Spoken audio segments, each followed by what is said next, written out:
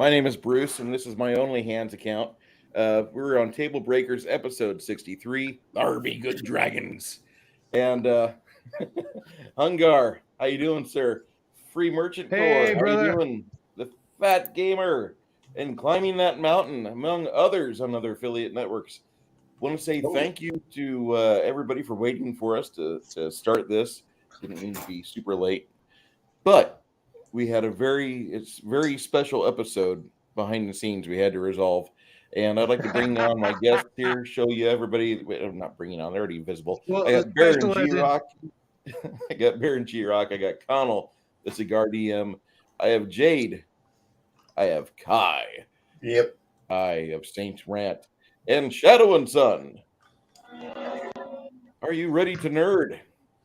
Within reason. Well, Yes. kinda. Was that booze? Did I hear booze? You know a soundboard? My wife farted. Somebody in the panel, like, did I just hear booze?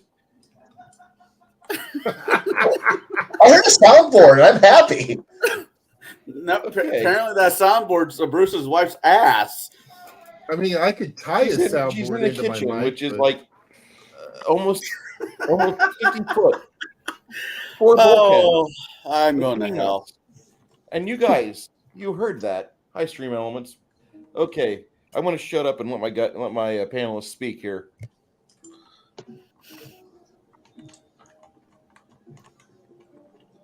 Oh, leader, my leader, what are we doing tonight? We don't say anything. You ask us to do stuff. I am getting a glass of juice. I'm just getting No. a glass of juice. That's all. Oh, the So, thing. I'm done already. Let's get out of here. So we had a discussion last week about bad dragons, and we were wanting to talk about good dragons. I suppose we yes, could. the talk bad about- dragons we talked about last week were not the adult toys. Not the fun ones. So if you go back and watch that one, it's nothing what you think. Although I think we got a few views because of it. I'm not gonna go fully on record, but I'm pretty sure. Wait. But Have no. you start broadcasting over on the hub, per se? No. Oh, no? No? Because that's probably where we're going to be heading, at least on Bruce's campaign. No, but Look, so tonight you are the tamest group of assholes I could possibly watch. You are on Pornhub and put people to sleep. We probably would We're- have a we're- nice sleep stream. Sleep stream. Be running the game and this isn't a sleep stream. There's a bunch of nerds playing Dungeons and Dragons. Right. But hey, I'm just going against the claims of, man, you guys are fit for that hub. No, you're not. You're good, but no. No, your audience. So, anyways, last week we did talk about bad dragons. This week we're going to talk about good dragons. Good dragons in your campaign. Sorry. Hold on a second. My God, dude. Every Wow. There we go. Okay, so let's try this one more time. No, look at this. We're going to Every talk time I about. say good or bad, it takes me back to watching Ash versus Evil Dead. You're good, Ash. I'm bad, Ash. And it's like, yeah. Okay, so the dragons we're going to talk about are the ones that are going to be a help to your players. Maybe a dragon that helps protect a kingdom. Maybe it's a dragon who is an entrepreneur.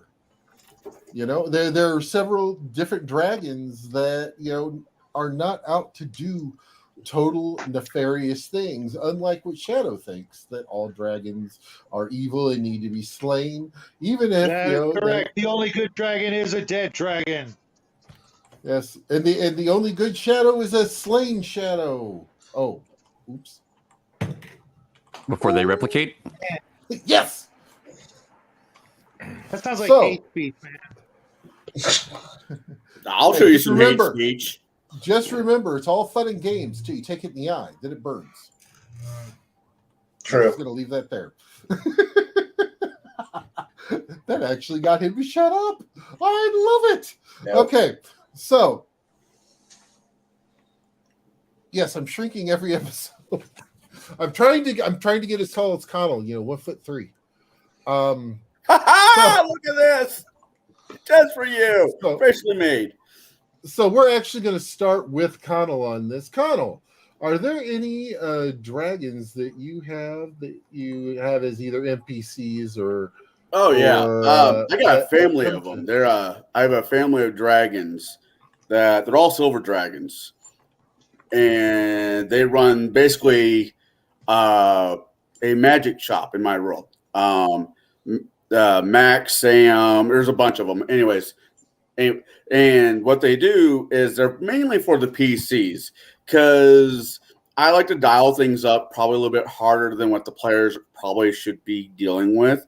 But I like to give them a little bit, not so much of an edge, just a fighting chance. So I threw magic robes, magic shops. And the silver dragon, said magic shop. There was a thing from 3.5 I read that once the dragon hordes get so big, they can assume their horde and become divine. And that's always just kind of stuck in my head. So I have a adult silver dragon that has polymorphed itself into normally a gnome, and that sells magic items, things. Because let's face it, you play the game long enough, it doesn't matter what system you're running with, you're going to get a pile of shit.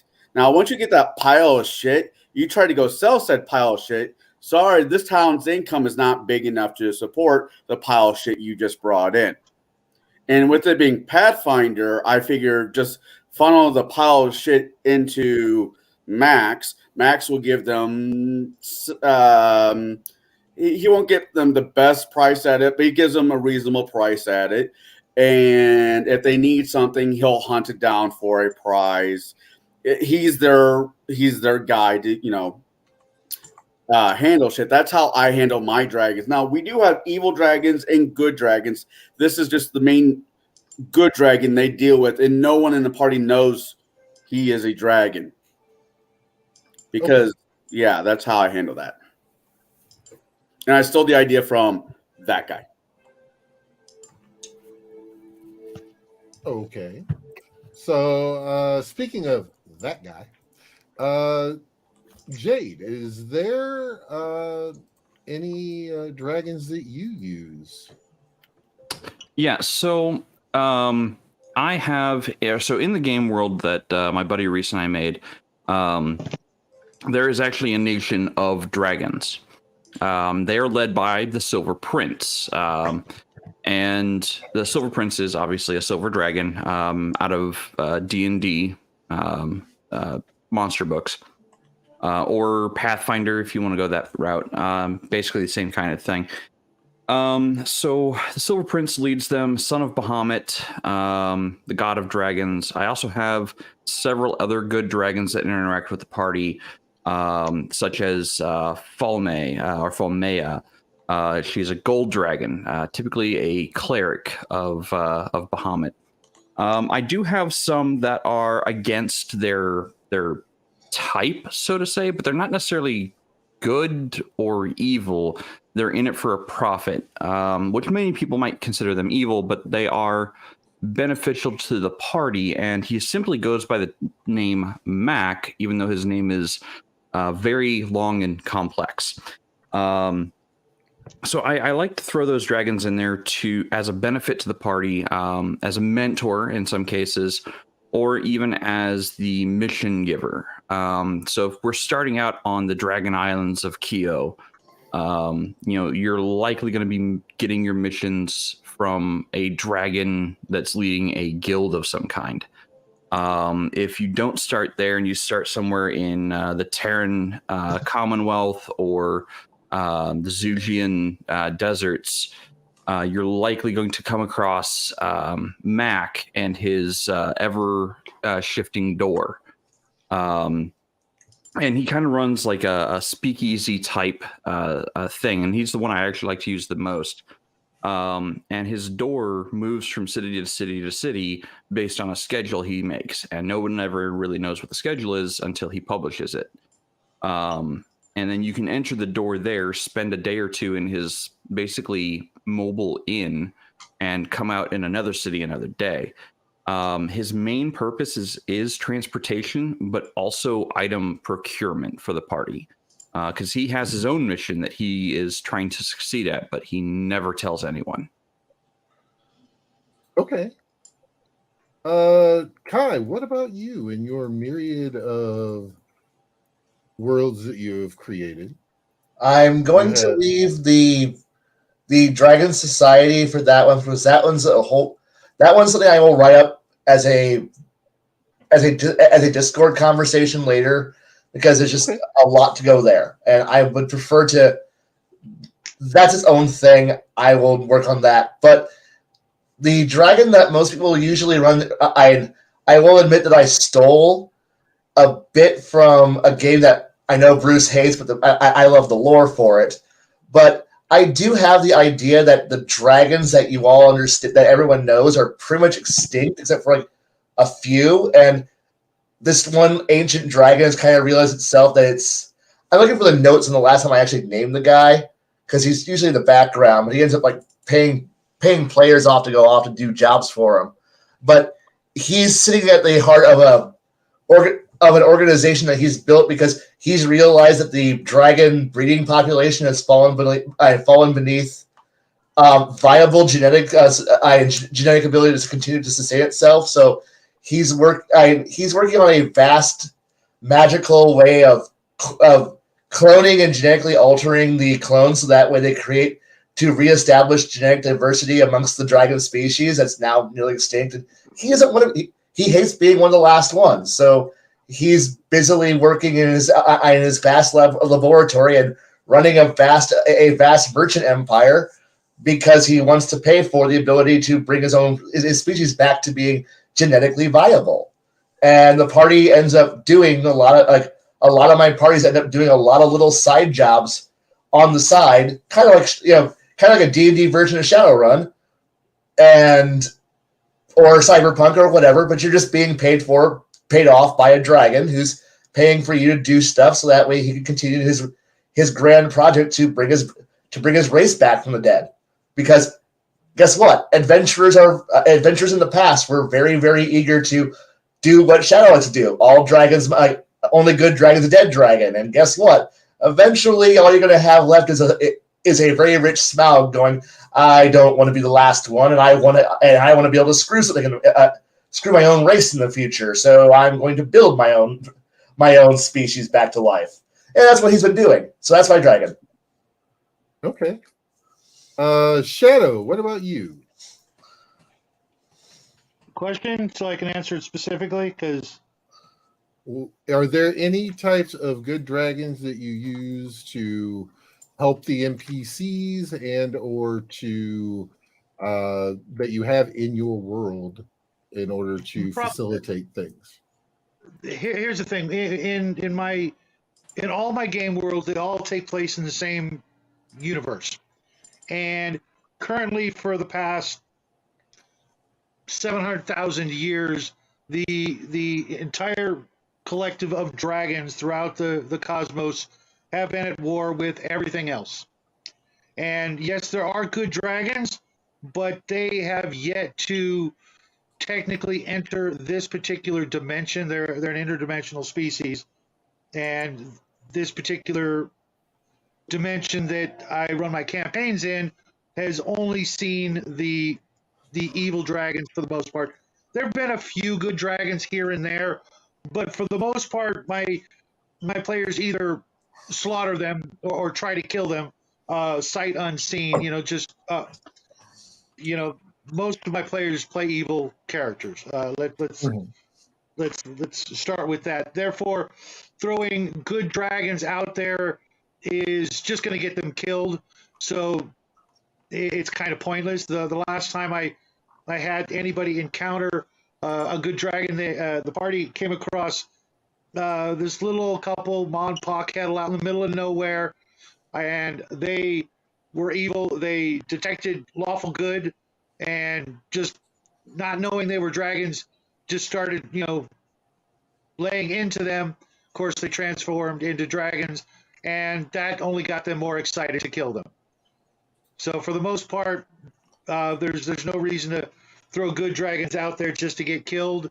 I leave them in the other dimensions where they're working behind the scenes. Occasionally they'll come in, but most people I've encountered besides my regular party just have this sort of attitude with gold dragons that it's just the DM trying to run an uber powerful NPC, uh, sort of establishment mentality where if the DM is running a powerful NPC, there's nothing you can do to harm them.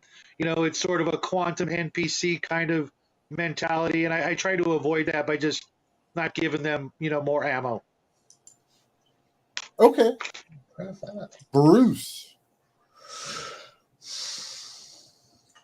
I like dragons as bad guys.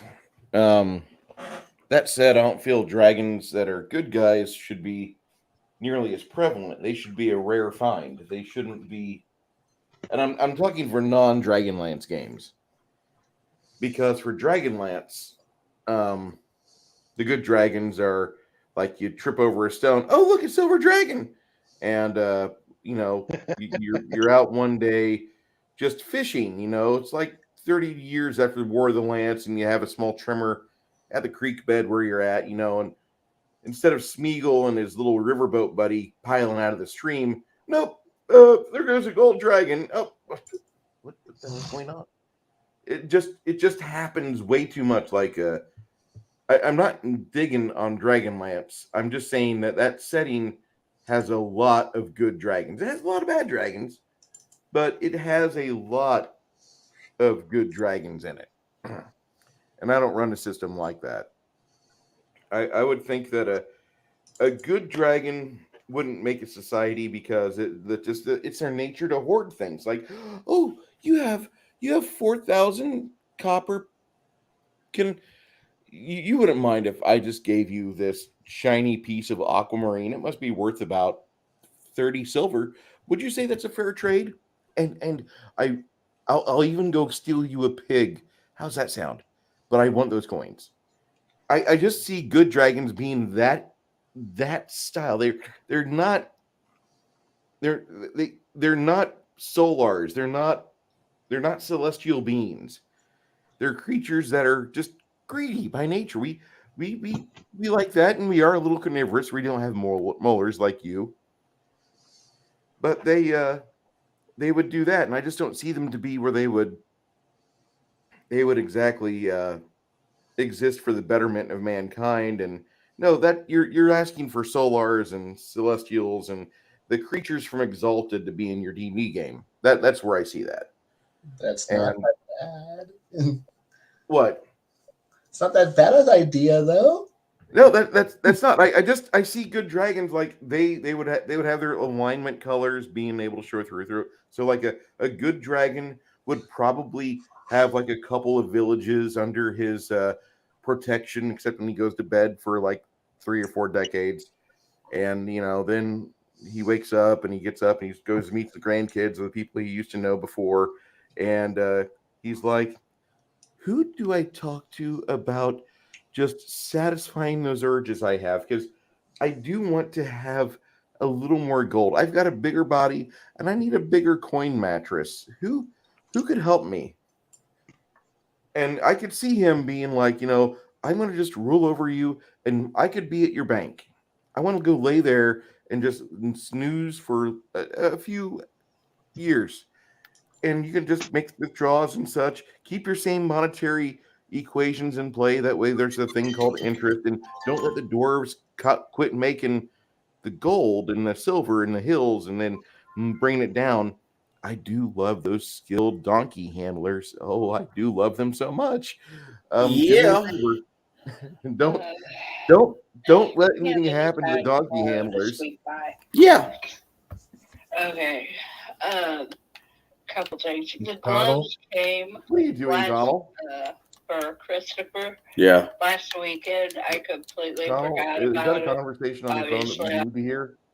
There. I pulled him for the minute until he turns Sorry. his cam back on. Sorry about that. I just was like, wait, what's going on? Yeah. But I don't see good dragons. I think they're a bad idea. I really do. If you want to have good dragons in your game, please do have them. But I don't I you should not meet them in every campaign. You shouldn't bump into good dragons every third session, and it's just like there's if you have too much of a god power you can access on your material plane, people would just go there. We're going to go live in the shadow of this mountain where the big gold dragon lives, and nobody will ever fuck with us. And hopefully the dwarves that are mining on the other side of the mountain, they won't cause enough reverberations to wake him up prematurely and piss him off. It doesn't make any sense to Bruce. Call me a dick. But Alrighty. I mean, I think it's a noble idea that you have. Not you, but the creators of the game. They had good dragons, and the idea is that gold dragons fight red dragons, and the blue dragons and silver dragons hate each other. That's kind of cool. I'm not saying those are bad things, but I don't think. When was the last time you played a game where you had a good dragon interaction and it was not story based, but it actually had some mechanical benefit or issues to it? Okay, Jay. Jade is raising his hand. Yeah, so the party discovered a force that dragon. call. Now, the force dragon is out of the Draconomicon. This was during 3.5 era, and they were having problems with a red dragon in the area, and they just happened to stumble upon this force dragon. The force dragon was just going to kill the party outright because they'd pissed him off, they'd woken him up. They were, basically wading through his horde. And the dragon, by nature isn't necessarily evil. The dragon's like, okay, first off, who the hell are you? Why are you here? Then they, the party said, well, there's a red dragon that moved into the mountain just, next door, basically, and it's given us hell. And we saw this horde of stuff, and we hope that there might be something here to help us. And the dragon's like, okay, first off, that's my stuff, not yours. You don't get to keep any of it. Secondly, there's a red dragon. You know how big the horde is? And they're like, yeah, pretty massive. And he's like, I keep the horde, you get to keep your lives. And the party's like, that's a great deal. You know, red dragons hate gold dragons, right? Oh, I'm aware. Can you polymorph? I got something better.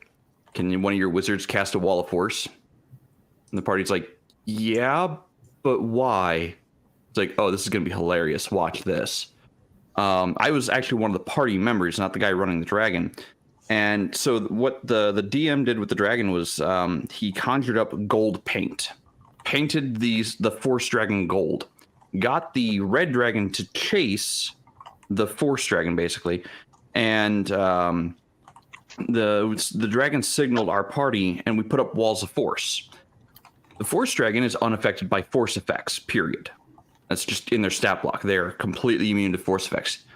Gold dragon flies through the wall, and by the time the red dragon realizes it's gold paint peeling off the force dragon ahead of it, it's too late. Smack, smear. No red dragon. So that was an instance of a more neutral dragon being like, okay, fine, I'll help you. But the cost is I keep the horde, you get nothing but your lives. I hope you're happy with that, because if you're not, you can toddle your, bipedal asses back down the mountain. Okay, that's kind of interesting, and props to the GM for bringing out a force dragon. That's like one of 3 examples I've ever heard where somebody had a dragon in their game where it wasn't the paladin had a gold dragon hatchling as a steed. Oh, go fuck yourself. Yeah. That Yes, I that's not how hear that that, works. and I just it's like whenever you meet somebody that they don't really have they want to please their wife or spouse or girlfriend. My wife or girlfriend or spouse has a wizard, and her familiar's a silver dragon. Ugh. I hear things like that, and that's great. Pseudo That's dragon. awesome. And I never I try to do my literal best to don't let them at your table, don't let them sit down with you. You know, and it's nothing against them. They want to run the game and make their spouse happy. That's great. That's like somebody coming up to me and saying, "My pronouns are get out, get out, get out." So, Okay. Pseudo dragon familiar, maybe. mm, Actual dragon? I've seen a No. lot of that. Hi, or fairy dragons. Hmm?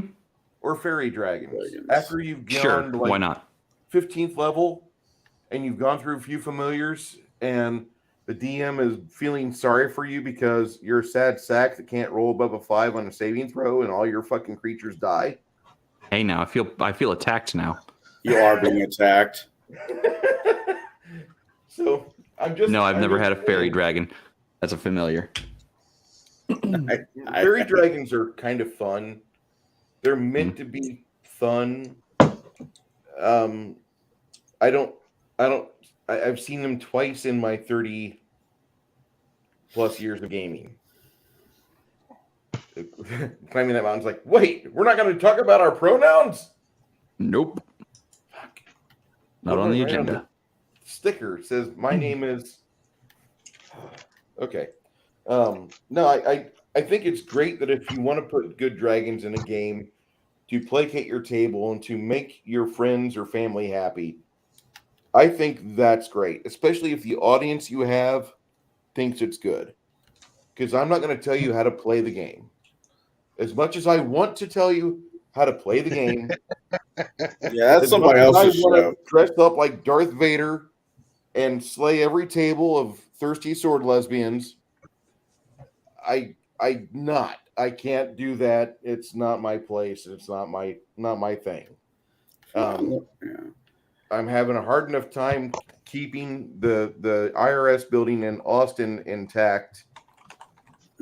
So I have that twitch. I've been trying to do my taxes and twitching. Anyway, so I'm just, I'm just a little frustrated with, like, whenever you say, like, we have a good dragon in our group, I get trepidatious. I get, like, Blaine's level of anxiety whenever whenever somebody stops Blaine and tells them about their campaign, and it is a basic campaign with a wizard, a cleric, a fighter, and a thief, and they track their rations, and they don't have much more expertise than just playing a basic game.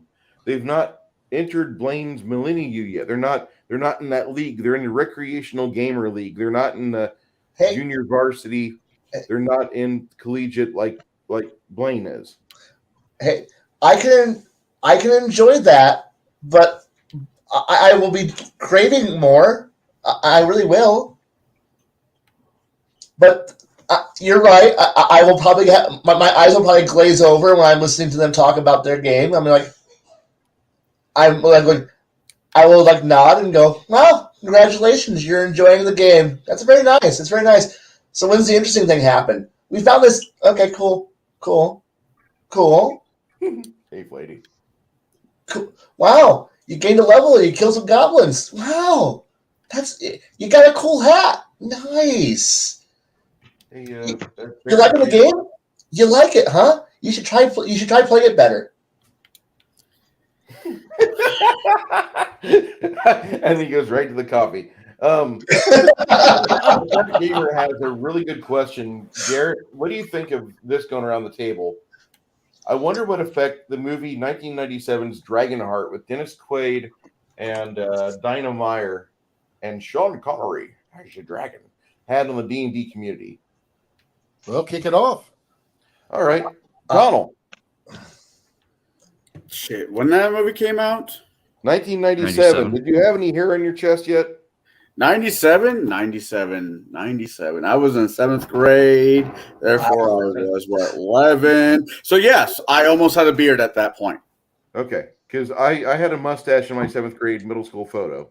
Yeah, I was a fuzzy bastard back then. Still am a fuzzy. Well, mainly just bastard. Dragon. See, that's a weird question for me. Not that it doesn't affect the hobby, but I wasn't doing this in 97. I was boxing and playing rugby. I was outdoors more than I was indoors. So to ask me if I set down my children, my stepkids, to watch this movie, do I think it would affect them? Yeah, I think it would have a positive. I want to be Dennis Quaid's character. I want to be the Friar or whatever. Yeah, I think it would have a positive effect. But when the movie came out, I got nothing. I had nothing to do with the hobby at that point. Okay. Sorry if that was not the answer you're wanting. No. That it goes to illustrate a small point, and it's nothing against you as a person, but it does illustrate that like there is a generational difference there between a guy that was in 7th grade playing rugby and outside more than inside versus me, like a 22-year-old. And when that movie came out, I was working in the out of doors, and I was rather tan from March to November, and then I turned to pasty white self like what I am now. And then when that movie hit, my friends saw it first. My D&D group saw it first, and then I got off work one day, and they were parked out in front of Maynard's, and they said, "Hey, get in, loser. We're going to go see a movie." And we went and saw it, and we laughed because we actually really enjoyed it. We thought it was a fun movie. It wasn't too cutesy or kiddie. Nowadays it might be considered PG, not PG-13 like it was. But it was a very fun movie to watch. And when we finished watching the movie, when the end credits rolled, one of the players said, "I want to play Council of Worms." And the other 6 players were like, "No, we want to play Dragon Mountain." And Dragon Mountain won out, and they eventually killed a big red dragon. And I even tried doing the dragon's voice and Sean Connery's voice, which when I was 22, didn't have really as good a breath control and other control of my facilities. I'm better now. I can actually do a halfway horrible Sean Connery. And it works. Because my friends know when I pull that out, they're like, "Oh God, he's doing fucking Connery." I try to do that every so often, the Sean Connery, but I sound like that guy from was it Gone with the Wind? Quite frankly, dear, I don't give a damn. Well, the thing is that one of our favorite wizards in books does a bad Connery accent too, and Butcher even spells it out. Okay. Jade, when Dragonheart came out, what effect did that have on your table? Let's see here. I was, I think, 12 at the time. 13. So I had just started looking into the hobby. So I had no real concept of what the hobby was before that. Kind of in the same boat as Connell there. That's okay. But did it have an effect on my future gaming? I would say probably yes. There might be some correlation to some of the good dragons that I experienced at the table from someone watching either Dragonheart or what was that other one? Aragon or whatever it was. Aragorn. Oh, that was a horrible movie with Jeremy Irons. It was so good on Rift Tracks.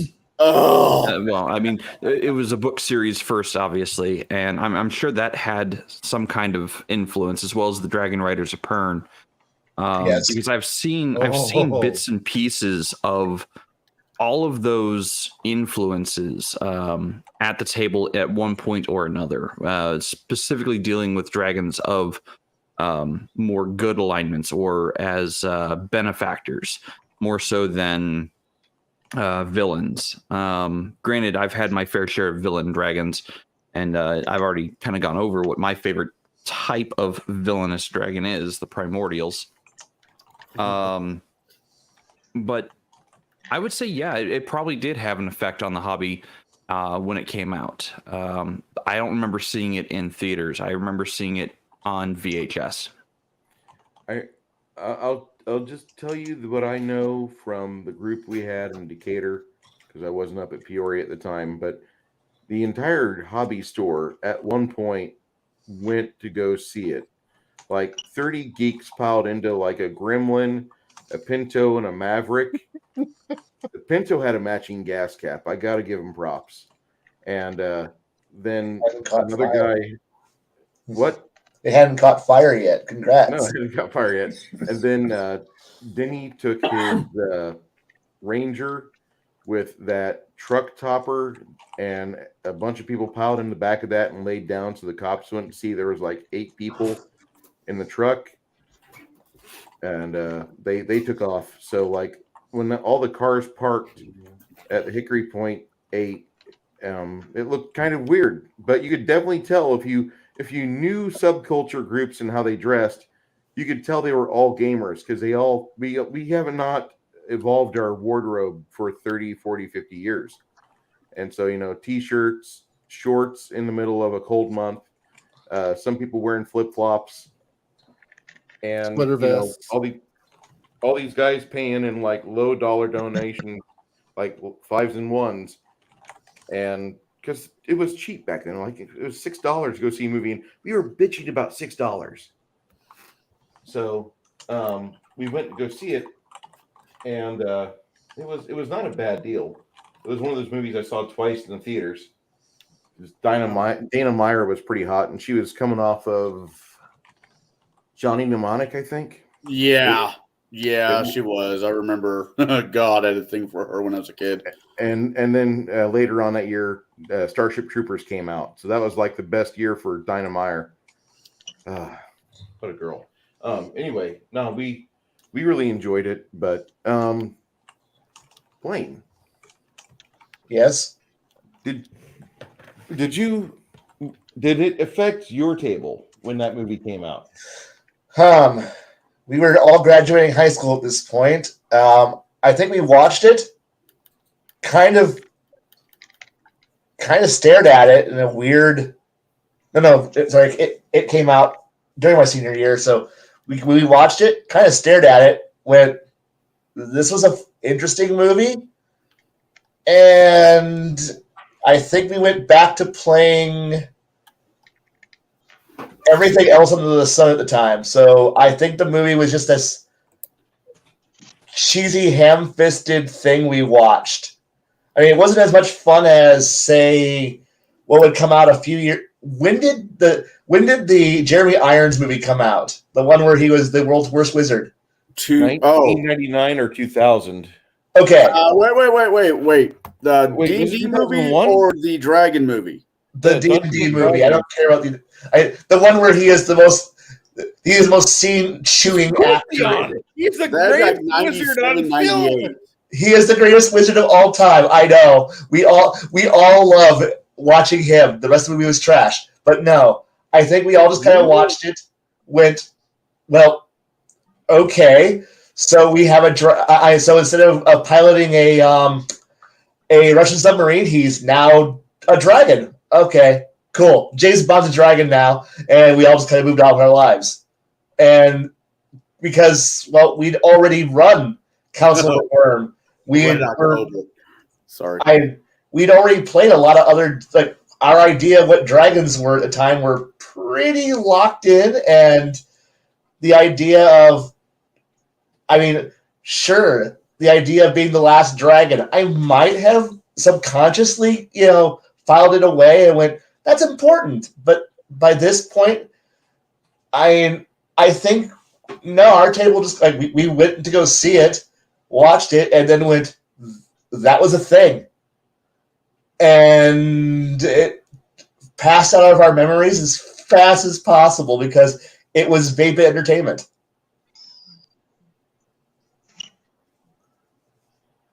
I'm sorry, it didn't affect me like like a Harry Potter fan with like still chits about 20-something years later about what house they're from. Nah, Harry Potter came out what 98. I know, but the thing here is like it wasn't a seminal moment. I think we were having more fun making fun of other things at the time. That's what it came down to. You said graduating high school at that juncture. Yeah. If it would have came out, if D&D, if that movie, not D&D movie, but the Dungeon, back to Dragonheart, if that movie would have came out when I was graduating, oh God, that movie, I would have probably not so much of a better answer, because by 2020, by 2001, no, by 2002, I was in the sport, the hobby that me and Jade are both in. And that movie, if that movie would have came out then, it would probably have led into me playing Dungeons & Dragons, because somehow Dagger / Belgarth and probably even SCA have a weird relationship with role-playing games. It's hard to find one of us that doesn't already play in some system or the other. I think it comes with the territory of the environment and the group of people you're around with. That's almost, it's almost part and parcel. Oh, Dragon Slayer. Holy crap, that was a great movie. It's an amazing movie. If you're using your big boy voice, you need to turn up the volume. I said I need to see that film because I don't know if I've actually seen it or if I've seen just bits and pieces of it. Dragon Slayer or... Yeah, Dragon Slayer. The 1980, I think it was 1980 film of Dragon Slayer. And that was the first time I saw. That was the first time I ever saw ass. Was because of that movie. I think I can also say why at the time my group wasn't really affected by Dragonheart at all, was because I was a huge weeb back in the 90s before we even had the term for weebs, but I was a weeb, and we watched a lot of anime. And my entire group did, and well, we had Record of Lodoss War to watch and its sequel series, so we watched that. And I think after you watch an actual good fantasy series that's actually got great effects, great storyline, great characterization, plus dragons that are actually amazing and impressive, it's hard to go, hey, you watched some trash, right? Yeah, I watched me some B-rated, some A-budgeted B-rated movie. Yeah, going on this, we can definitely jump on, but I want to say on a good dragon aspect. From, I guess, I know Shadow's the eldest of us. He was watching TV when her cave drawings back at his first home. But when it comes to dragon movies, when it comes to good dragon movies, now we can all name 101 evil dragon movies, good, bad, and otherwise. But has there been that many good dragon movies that would say affect the hobby as, ooh, I want to try that concept in a game, run a campaign in that world? Now, doing a Dragonheart one would be easy. Just run basic whatever with a gold dragon attached to you, and he's the last of his kind. But would there have been any other movies that you guys could think of that would, drive the hobby further as a concept? No. Good dragons? Yeah. No. Nope. Because they're always used. They're always used as the tropey bad guy. Because bad writing from Hollywood. I mean, you want to have an adventure on a screen that lasts between an hour and a half to 2 hours in length, because we haven't reached the era of long movies yet. Of course, you're going to have a big, bad, scary dragon who's probably poorly animated by a Harryhausen knockoff.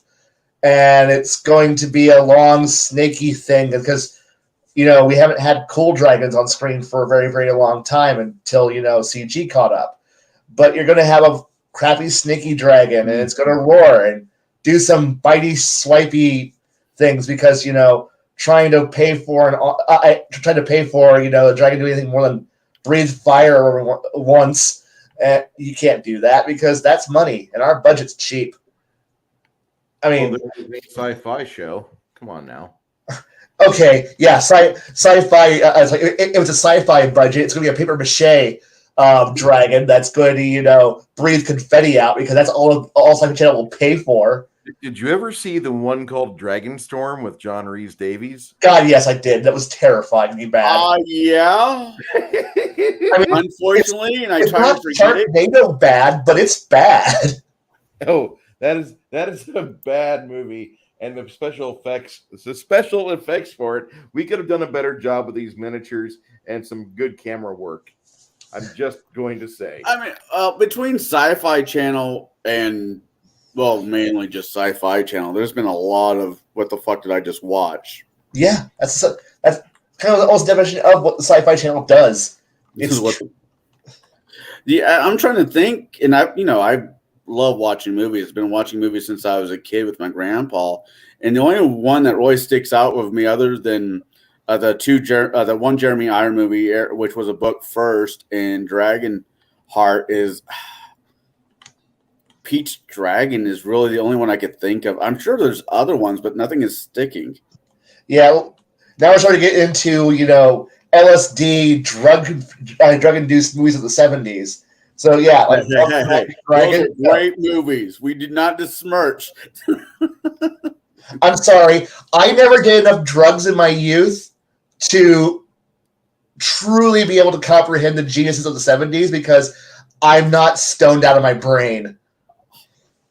Trust me, Kyle, you did miss a thing. I'm pretty sure I didn't because looking at my parents, I realized I dodged a bullet by not. Now, there was a conversation I was having for a conversation. I was playing Starfleet Battles, and this is dragon related. Apparently, there are good and evil space dragons in Star Trek. Yes. Okay. I just wanted to verify that one because I thought I might have been drinking out of the wrong bottle again. No, you're not. Yeah, Starfleet Battles actually had them. They were very rare, but they were in there. Now, have any of you guys, and I'm not trying to take over by any stretch of the imagination, just out of curiosity, have any of you guys ran it where the dragons is the source of the magic of your world? Once the dragons are gone, the magic basically dries out. I know you have. I've more or less ran it the same way. That's how I normally run my worlds. No. What about you guys? Would never dream of it. No. Dragons are Unless just. I want the campaign to end really fast. Well, if you stop having dragon murdering hobos. No. Dragons are the epitome of evil. Yeah, they are. No, humans are the epitome of evil. We just try to do better. Dragons are dragons. Shadow, did you watch the movie Dragonheart? Did it? No, I did not watch it. No, you know me, I hate Hollywood. Having worked in it, you have to really look far, hard, and wide to find someone that isn't a monster.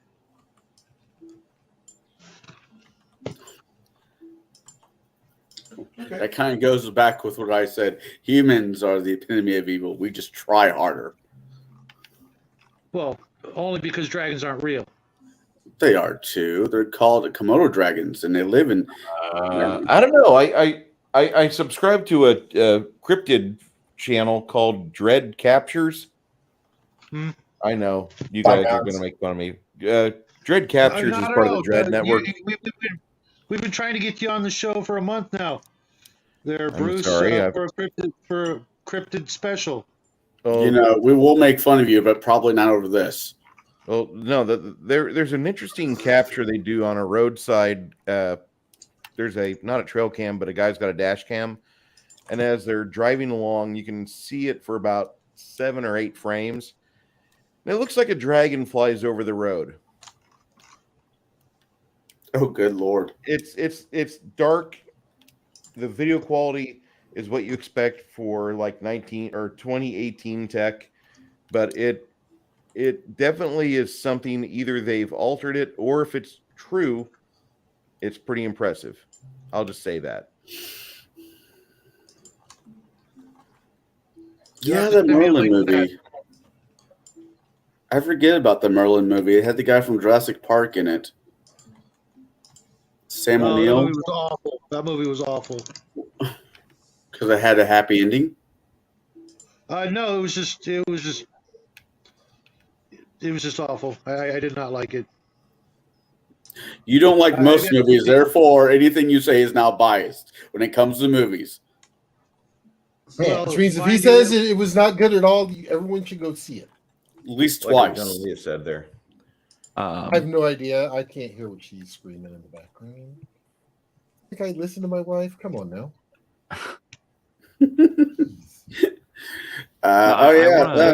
I'd like to get back to one of the other comments we had earlier. Alrighty. You're talking about this was at 8:14. So how to run good dragons because you haven't run a campaign yet. Honestly, the I can give some advice on this because I've run good dragons as the mission giver or the mentor character of my campaigns. I run them like a mentor or like a mission giver. They never actually reveal that they are dragons. And most of them actually play, what is it called? Zorvinital, which is the great game of dragons. And what that means is they're basically playing this grand game of chess with other dragons, trying to vie for power, for hoard, for wealth, for prestige, basically. And the pieces on the board to the dragons are the adventurers or minions they can send out to go do things. When they capture territory, capture hordes, capture whatever the goals might be, it advances them in the great game of dragons. And so the way I run my good aligned dragons in that is they have an objective within the game. And they see the party as, when they are first starting out, as pawns, basically, to go do missions and run the low level stuff. And when the party gets more power, more levels or whatever, they will start being sent on more dangerous missions. Now, if the dragon knows that they're going to be sending them on a mission that it's probably going to be suicide, the dragon is going to be like, okay, this is where I step in, tell them what I am, and we go from there, and I support them as best I can. So running a dragon, a good aligned dragon in a campaign, honestly, it would work just like you were running a mob boss or a nation leader or a guild boss. It's just they have more secretive means to their disposal. They're trying to keep things under wraps, and that should kind of play out. Like the characters should get the idea that their boss is mysterious, that they might be hiding something. Not at every turn, but they might start to question, why are we doing this mission? It doesn't make any sense whatsoever.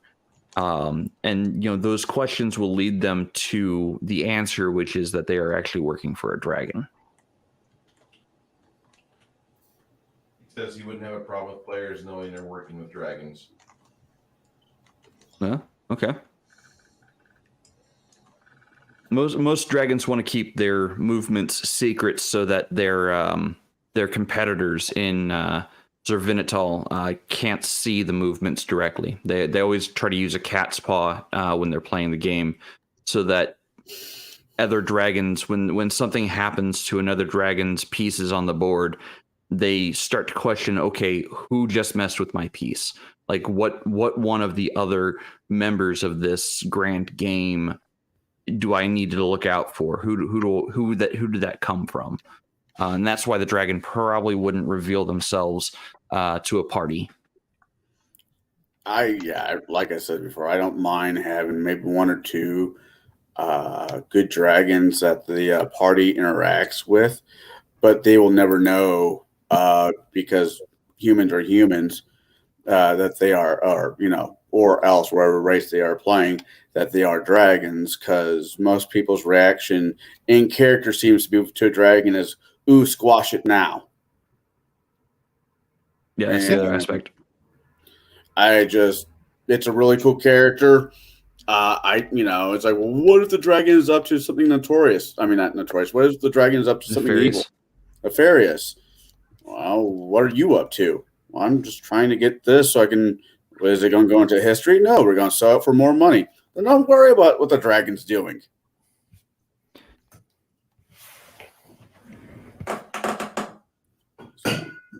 Okay. Well, I think we kind of went around, and for my answer on that, I think it as a whole, my personal table, it did not. As a whole, yes, because I think it actually opened the eyes to what a good dragon, or even just a dragon that is just not 100%,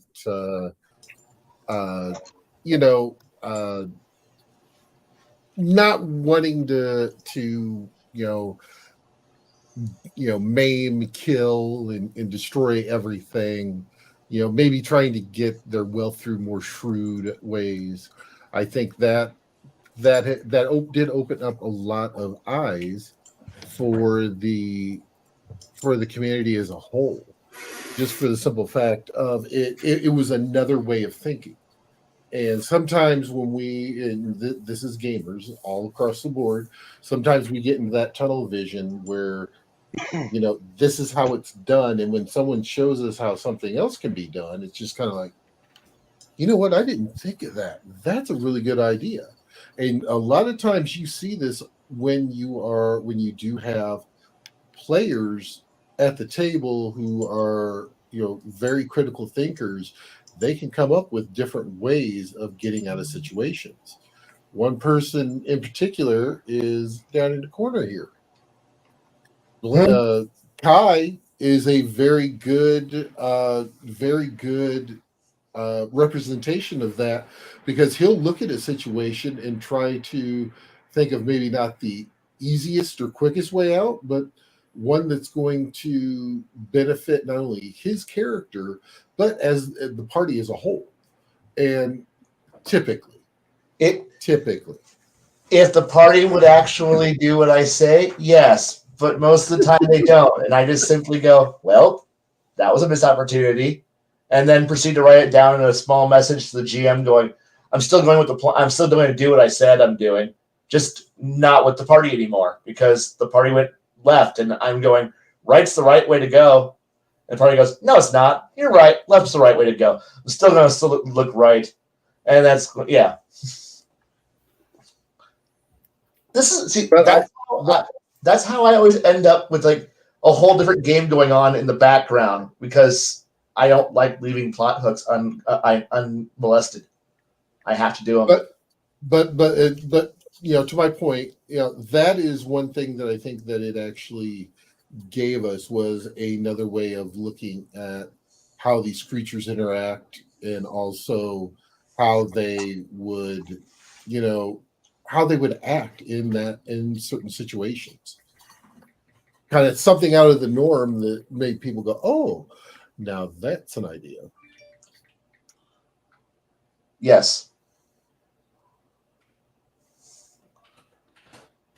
All right, so with the good dragons, now a very interesting question that I did come up with.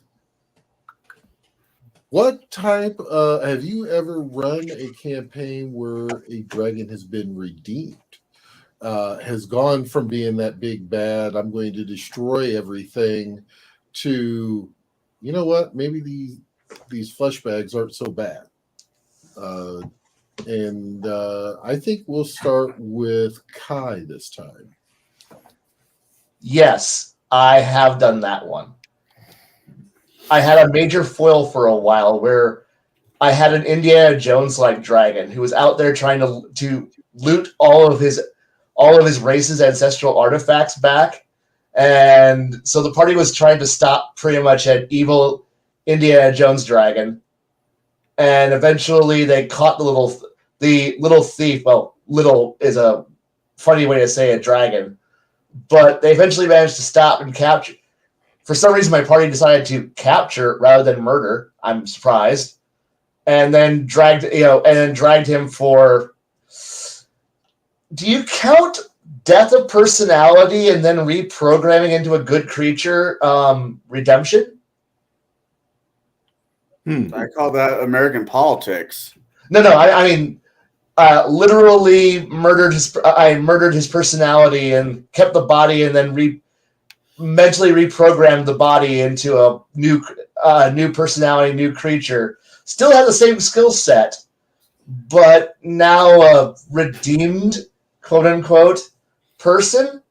Yeah, they did some very mind rapey things to make the dragon a good dragon, but not a dead one. But they had a good dragon Indiana Jones at the end of that. I still look at that. I am sure their intentions were all for the greater good. I know. The greater good. The greater, like Tau levels of greater good here. Fuck like you. What was that? Yeah, you said Tau levels of greater good, and I'm like, fuck you. Fuck you is right. But look, one player got in their heads of, we could have a good dragon on our side if we just not kill this one. I'm like, you're killing his personality. You're not good. He goes, I never was good in the first place. I hate your alignment. I don't have an alignment because we don't play with alignments. I want an alignment back so I can change it to evil. Yeah, but we're not doing that. Like, thanks for reminding me. Oof. But yes, so that was the only form of redemption I've ever had players do to a dragon, because they usually do the shadow thing and murder things. I don't know if that's truly redemption, though. Look, beating and then killing the personality and making a good creature out of its shell, that's redemption, right? Yes, James L. Spyro is a good dragon, but he hasn't been turned into a movie or a cartoon. So therefore, Spyro staying in game. I think he had a cartoon. No. Did they Sonic him? But no. I'm sorry I don't have a redemption story to share. I don't. I have horrifying, Logan's Run / 70s dystopian horror levels of evil. Now, this campaign that you ran, was this with the school kids? No, this was preschool kids. This was what school? With adults. Preschool? What? Yeah. My preschool. No, I don't. No. This is back when I still gamed with blue collar assholes and university. By the way, the person who did a death of personality is a guy who now currently is a master's degree holding in clinical psychology and teaches out east. So that explains everything I need to know. He literally was the most evil person I've ever met, and he just kind of laughed gleefully because his one regret in life is the fact that there's a board of ethics in the real world and that he has to actually abide by it. He goes, if there wasn't a board of ethics, the wonders I would be able to do. And I'm like, thank God for the board of ethics. And he's like, yes, thank God that you have them between me and you. And I'm like, and you have a degree in this? He goes, yes, I do. I am going to be looking at my therapist a little bit more questionably now. Just remember, every psychologist is actually a horrifying, evil person. They just hide it behind the fact that they have bills to pay. And they listen to you to pay their bills off. At least according to him. As he sits there and laughs at you and he goes, I don't want to be a therapist. Therapists are losers. I'm a clinical psychologist. You come to me, I go, I'm running a horrible experiment. And then you go, I'm poor. And then he'll go, I'll pay you $50 so I can torture you. And you go, I'm poor. And you say yes. And then he tortures you. And then writes down the notes. And this is the player who said death of personality is how we can redeem a dragon. And I go, wow. Everybody else is like, how do we do that? And he spelled out how to do it. And I'm like I am both creeped out and very interested in how you're doing this now. He goes, I can write it all down for you. I go, please don't.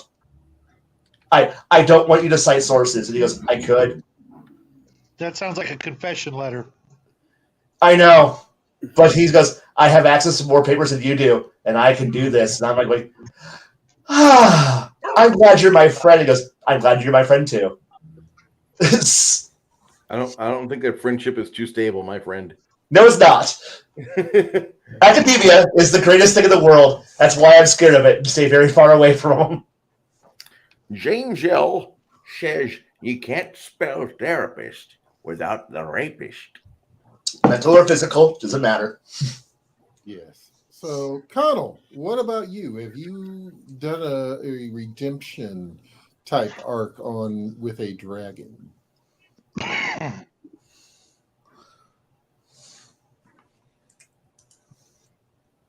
No. I mean, no. It's even if I try to do a redemption story, I'd probably run into at least I know I have one or two players who'd be like, "Fuck it, he's evil anyways." Send him to the next plane of existence and let them worry about it. Am I opposed to doing a story like that? No. I think it'd be kind of fun, honestly, without the brainwashing, Unabomber story that we were just told. You're just I didn't think a Unabomber story.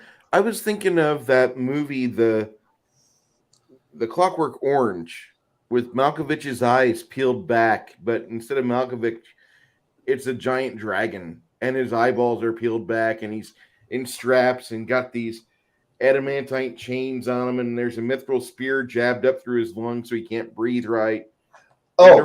Forcing him Robot Chicken. Don't forget, you need to put an adamantine collar on him, and that will shock him whenever he thinks about anything evil. I just got done with season 2 of Chucky, and they did that to one of the Chucky dolls. It was really fucked. Mm-hmm. The adamantine collar casts detect evil. If it detects any form of evil, it begins to start inflicting pain, lots of pain, endlessly until you break. It's the first step. I'm going to shut up now. I'm sorry. I'm going to shut up now. No, you're great. I'm just, mildly concerned. That's all. Nothing new. I'm letting a hint of what kind of horrors that I have seen out. I'm sorry. Peek behind the curtain. I really like this question here. Oh, Close the curtain. Still watching Chucky? Who do dragons worship? Their power isn't totally biological. I could see a god giving a dragon dreams that lead to quests. Anybody want to go down that rabbit hole? Or are we still talking about redemption arcs? I can star that comment. We can come back to that. Yeah, let's come back to that after we do this round. Okay.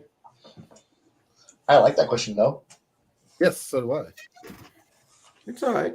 It'll work. Jay, what about you? Redemption for dragons? It's not impossible. I believe it or not, I know a game master who ran a redemption arc for a demon. The demon was actually a fallen angel that had become unfallen. Anyway, so I guess in theory with game mechanics, it's technically possible. I started the night off by saying I had a dragon named Mac, at least that's the name he gives, who can port the party around and be a hub of trade, to swap out items that they might need for quests.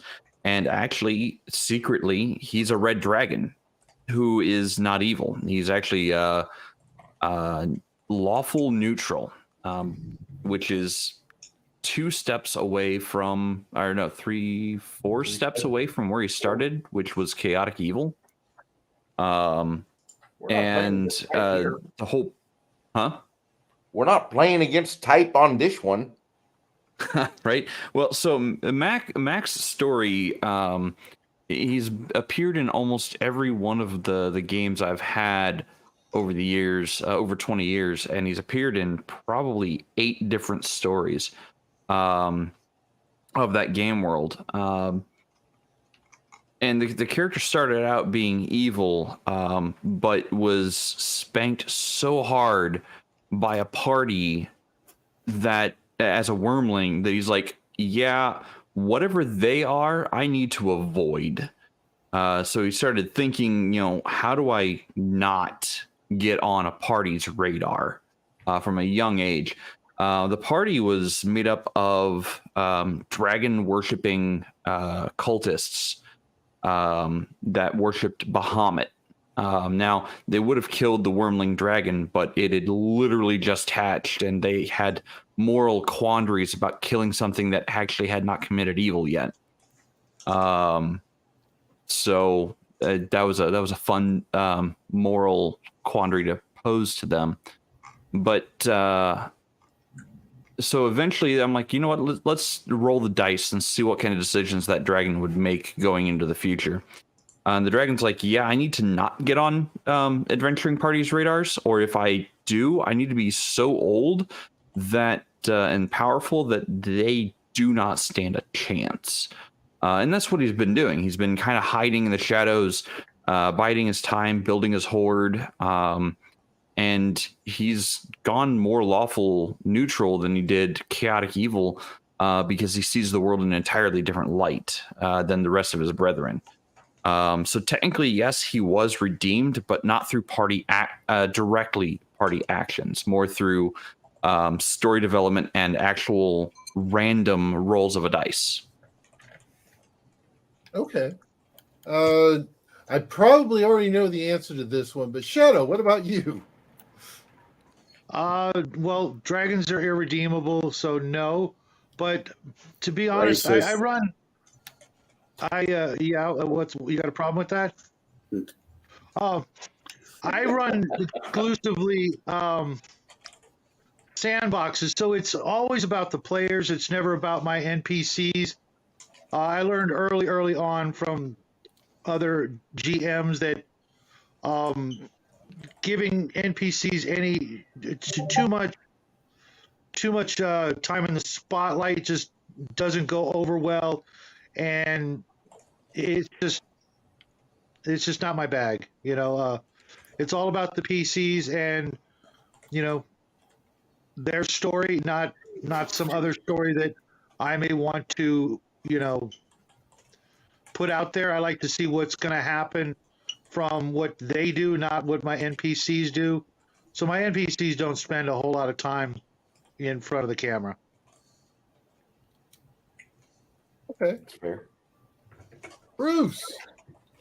The redemption arc I have, it's pretty lackluster. My buddy John was playing a druid indicator, and his druid was a wee bit OP. Mainly because John was one of these expert druid players, and I was a newbie DM. And he had his way with that game world. And the Druidic Council pretty much ran the game world. And if you became too much of a big badass, the council came after you. And then John kind of went through the steps, the circles, and eventually he was plane shifting to fight other druids to get his position and new level. I don't have to train because I have to fight for my level. It says here in the book. All right, fine, whatever. He was doing that, and they got a hold of a red dragon, a big red dragon that we represented by using one of those paper sacks that you get from the grocery store when you get a lot of stuff. it'll hold like 15 pounds of groceries or a couple bags of flour. Well, this garbage sack gets on the table, and the party's got their characters all figured out and getting positioning, and a few rounds go by, and then John comes out and he uses this herb that was from a book written in 78, Eldritch Might. Some of you might be familiar with it. Don't recommend it being at your table unless you're willing to accept all the consequences of allowing that in your world. But the dragon starts to burn because he was combusting. I'm like, the dragon's immune to fire. No, he combusts. How? He's immune to fire. And so he read off the spices and herbs he was giving the dragon, which I didn't know exactly how to ask. How are you administering these spices and herbs to the dragon as a flammable druid? But Rectally. The druid managed to get the dragon to surrender, and then the druid called other druids, and they all got together and made a big circle of teleportation and took the dragon away. And that dragon had to apologize. He had to fly around to all the druidic circle headquarters things. He had to fly around to all the major druids of the world and go on an apology tour and say he was sorry. And Is that part of the 12-step program? Yeah, he had to do like this horrible program where he had to apologize and buy fertilizer, and he had to atone for his sins. And then eventually one day he kind of snapped, and the party pretty much killed him with like a few natural 20s at the table, which I thought was pretty impressive. But I was there to witness it, so all I could say is that die loaded? And I roll it a couple times and get random results, but when my players roll them, they were natural 20s. And I thought, wow. Okay, well, the dragon's dead. And here's your experience points and treasure. Big lump sums. People go insta level for a few days. We're going to go level up for the next week. We got 5 levels. Okay, whatever.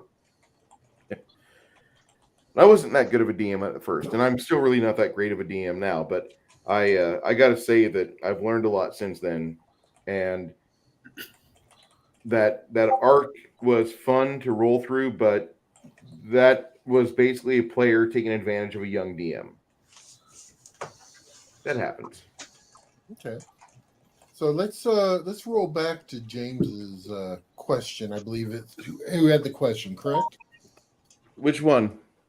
The dragon worship one that you threw up. So we'll roll back to once we get through that one. Who do dragons worship? Their power isn't totally biological. I could see a god giving a dragon dreams, and dreams that lead to questions, to quests. Well, typically, I think aren't there are two, which is Bahamut and Tiamat, right? Mhm. Typically, they're yeah, the for Forgotten Realm. what's the third one, Connell? Well, no, that might be a Mike thing. I mean, Jade thing. Because no, wasn't there one that gave birth to, because Bahamut and Tiamat were siblings, and there was a parent one to that one that might be off. Oh my god. Ao begot Tiamat and Bahamut, and then Ao. I showed this one earlier. One Bahamut. This thing should be big and platinum. And I got Tiamat. But yeah, dragons worshiping gods. Well, let's kick it off with you, Connell. I've ran it where some of the dragons would find a religious became, not want to say paladins or clerics, but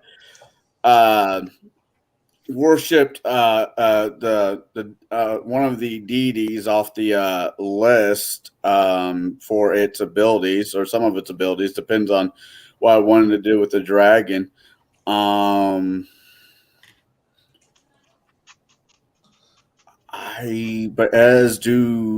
Dragons, from my understanding, the way I've always ran them is their abilities are just natural. They are what they are. I've used them also as the source of magic. Once they go away, the magic in the world dies with them. But as really depends on the table. I mean, if you want to get a bunch of lawful good gold dragons and make them worshippers of Saint Cuthbert, and going on murdering rage, I'm okay with that.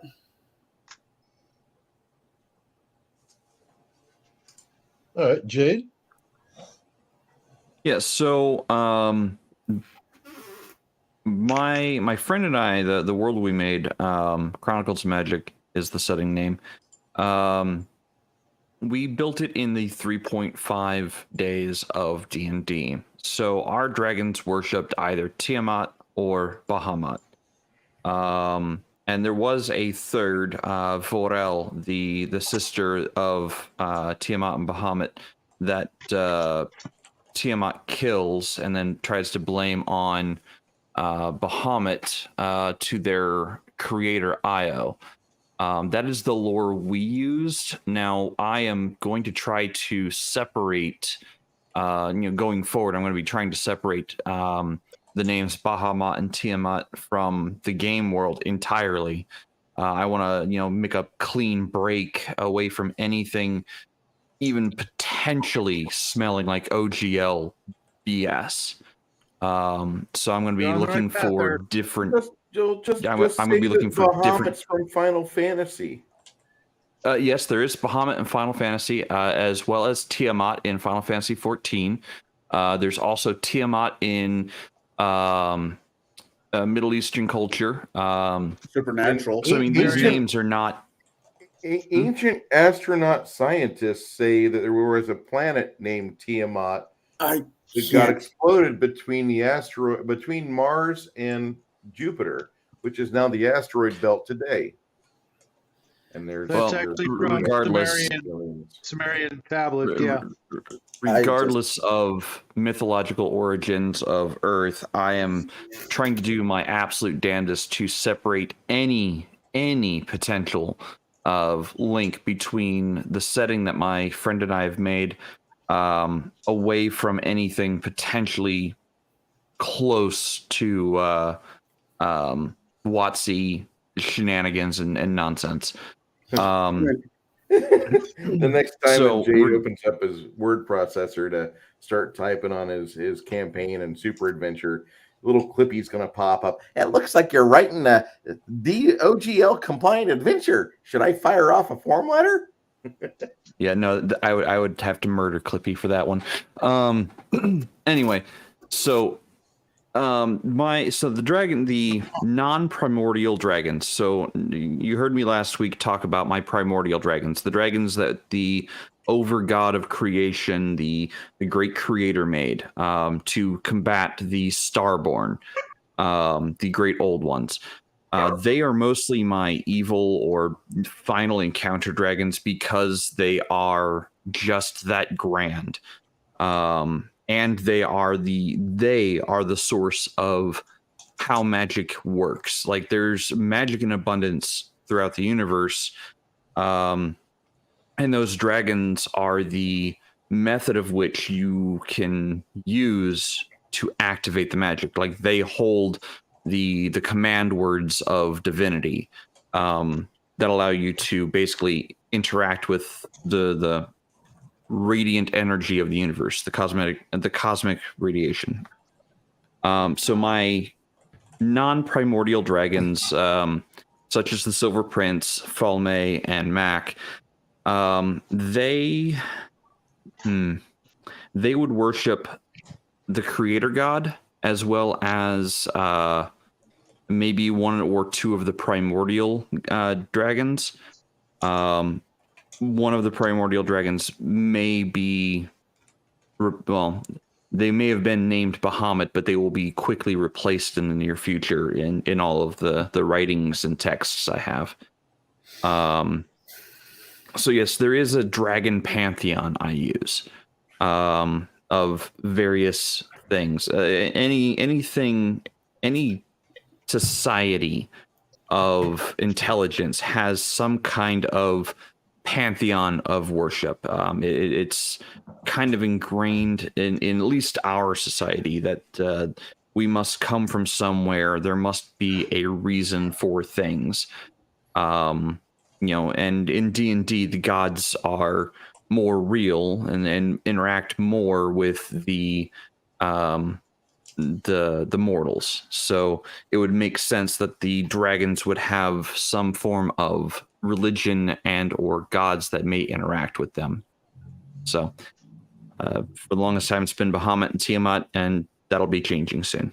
Pathfinder has their own version. One is a freshwater, I can't remember their name, and one is a saltwater, and they are the creation gods, dragons. I also will be pulling a lot from Asian mythos as well, because Asian mythos of dragons has a lot of good aligned dragons, I guess you would say. Oh, a lot of them. Yeah, a lot of the dragons of Asian mythos are beneficial dragons. They bring the rains, they bring water, they bring crop yields. They help the people. They are the reason why the land lives. So I'm going to be pulling a lot of Asian influence for my dragons, which was always the intent from my buddy Reese. He always loved the Asian mythos. So we're going to be pulling more of that in the near future. I miss Reese, sort of. No, I miss Reese-isms. That's why I miss. My bad. Isms. All right. Shadow.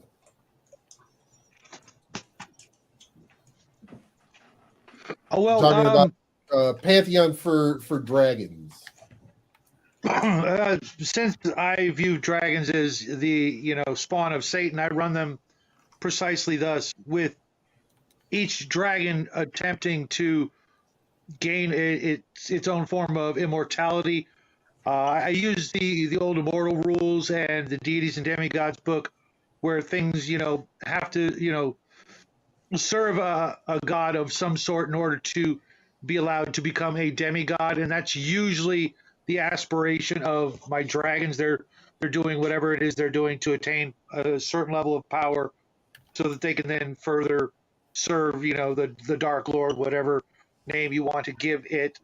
And so the bare minimums, they're going to be subservient to the ultimate evil, but that's just the nature of the universe. There's an ultimate good and ultimate evil, and they will, of course, do whatever they can to get that level of power beyond what dragons already have, being almost immortal anyways. So yeah, they do serve, but not necessarily worship so much, because their egos just too massive to literally build temples to, and to do the bowing and the scraping and that sort of thing. But they know that they are part of the great plan of the battle between good and evil. So they do what they can to elevate themselves, and that's the closest I really get to that. Yes, the battle between the evil and the apathetic. Yes. Pardon? The battle between the bad and the apathetic. You're really trying to make Jackie just not want to come back on the show, huh? It's D&D. It's fantasy. Fantasy gods don't give he shit. watches this stuff. He watches this stuff, and he's very impressionable. I'm not talking about whatever. I'm saying fantasy gods. They normally don't give a shit.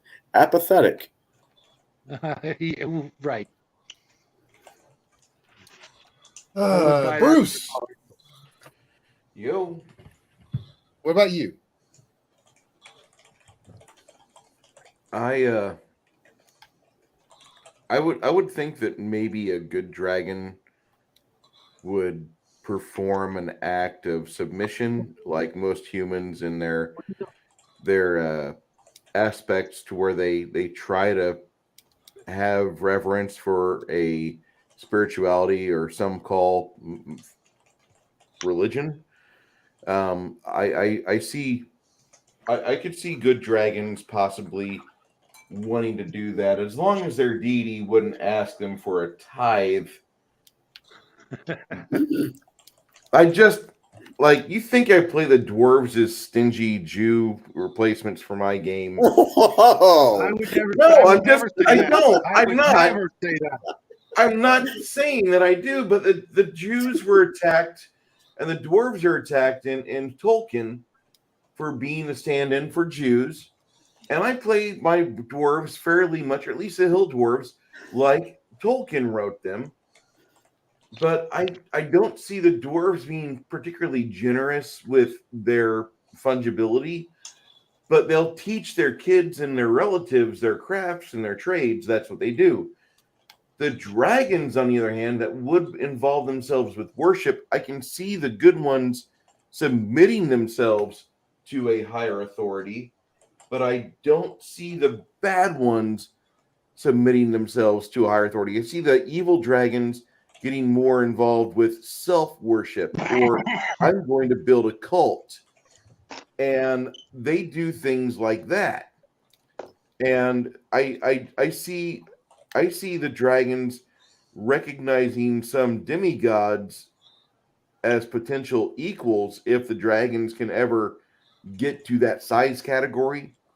But I don't feel that in all actuality that a lot of dragons would want to get involved with religion. That's just not something that the large majority of greedy coin hoarders would really want to involve themselves with. I exist to gather this stuff here that is leaked out of the earth, and the primitive apes have fashioned it into these coins, and so I gather it, and other things that are valuable. I get that too, because it's mine. It's in the world. It belongs here. And now I'm going to go to sleep for about 50 years. See ya. And that's what I feel most dragons do. They even the lawful good dragons that everybody has a heart on for. Oh my god, my paladin wants a mount.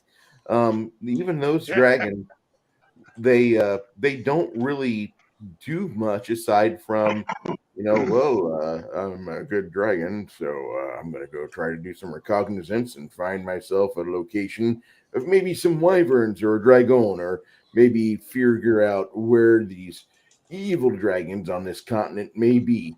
And they wouldn't be like next door to each other. They don't have a red dragon screwing and laying eggs in the same mountain range as a gold dragon and mother laying eggs in the same mountain range. They have to go places. They have to like fly, and they have to shapeshift and assimilate and like pretend to be somebody for like 3 or 4 years and get to know legends and lore, and talk to sages, and maybe pay a bard to just hang out with them. And with my supernatural charisma bard, we could have some beautiful babies according to 5th edition. Would you like to have some 5th edition babies before the OGL goes away?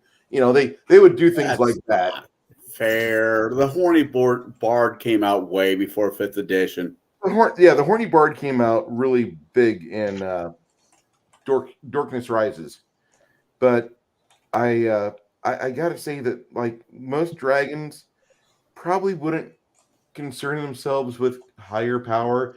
Did you know that I can conduct a gout of flame for 6 seconds, 12 if I invest myself in this feat, and I can melt rock and shape the layout of my lair with just my farts?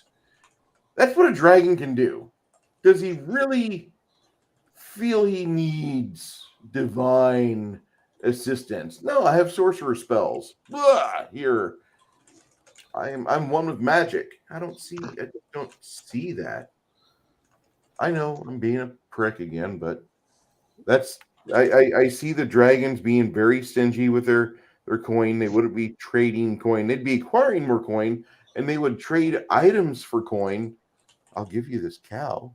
It'll feed your family for about a winter, and then you'll have the rest. Big fucking cow. Go ahead. Actually, you're behaving. I'm the one who's being kind of prickish, but I came in kind of hot though too, so not big surprise. No big surprise. Okay, Blaine, you feeling good, buddy? Oh yeah, I'm feeling okay.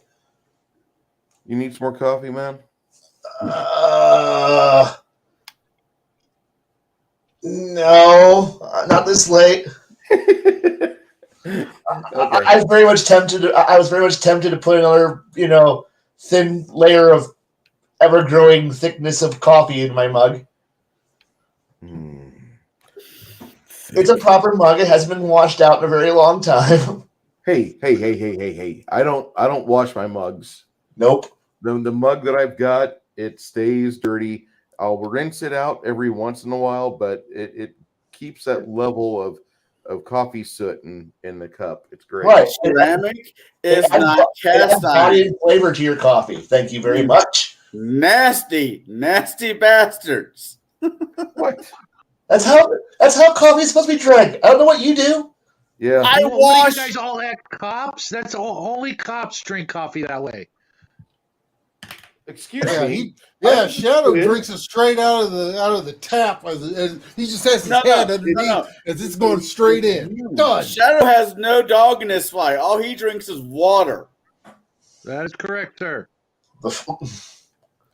Listen. I had too many friends who taught me how to drink coffee right, so I do. When I was a young man and I was enlisted, I learned that if you ever touch somebody's mug with soap and a scrubber, you had to ask them first, because there are some people out there that don't want that to happen. Maybe do a light rinse.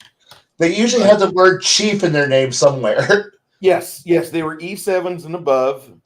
And some of the O5s I bumped into copied Chief's Mess protocol, but usually the wardroom would pass around a bourbon bottle during lunch instead of coffee. And that's what their thing was. Yeah. Because that cup is seasoned. You don't wash it. Ceramic is not cast iron. That is nasty. And this is why you'll never be a chief. This is why you'll always be lower. He'll never be a chief. Yeah, because I'm wondering why I have a loose bowels for the last month. It's called food poisoning because you didn't wash out your damn cup. I've never seen a chief in my years as a squid. I never saw anybody suffer an illness for a dirty coffee mug ever. Okay. And those things would go on patrol with you. They'd go on deployment with you for years. It's all right. I mean, I just might. The only thing more sacred to somebody is we had one guy that we were doing a line transfer from one ship to another. We had fired a line over, they had anchored it, and we were trying to have the ships run parallel so we could transfer stuff. And that went away because the line touched the ocean. He can't fight the ocean. My Halderman, one of the boatswain's mates, had the line wrap around his hand, and it wrapped around his hand, and he almost lost it. But God was on his side. It only took his finger off. The loop went from here to here, and I'd never seen that before. And then his finger went away. Well, they took his skin from his wrist as the the epidermis, and they took some fat from the ass, and they sewed him together a nub so he could still do something with his digit. And then he came back to the ship, and we had all of his stuff in storage in one of the lockers, and he's like, "You guys didn't find my sock, did you?" We found his sock. We found his girlfriend that he had on board for 2 years of his time, and that was that was a hazmat situation. Okay. How did we go from talking about dragons to drinking coffee to somebody's? Because you fucking said you have to clean mugs, and I'm like, hold on here. Well, some of us know this. Charlotte, oh, my dinner is ready. Perfect timing. Hi, Charlotte. Hey, have a good night, hon. Thank you. But I'm just saying, like, squids are they're a different breed. My coffee thermos at work, I've never washed it. I've had my coffee thermos since 17. Okay. Since 2017, not since I was 17. Going back to the good dragons. Jesus, Mary and Joseph. Yeah, you had some other things start up there, Bruce. Were they additional or just follow up to that? Flady's goading me into some nasty talk. I'm sorry. We talked about this gods and dragons. I'm gonna Yep. uncheck that now. Now we go to Oh, dragon. oh, I do have one because I didn't enter the the gods thing. Please. Oh, yep. Sorry about that. No problem.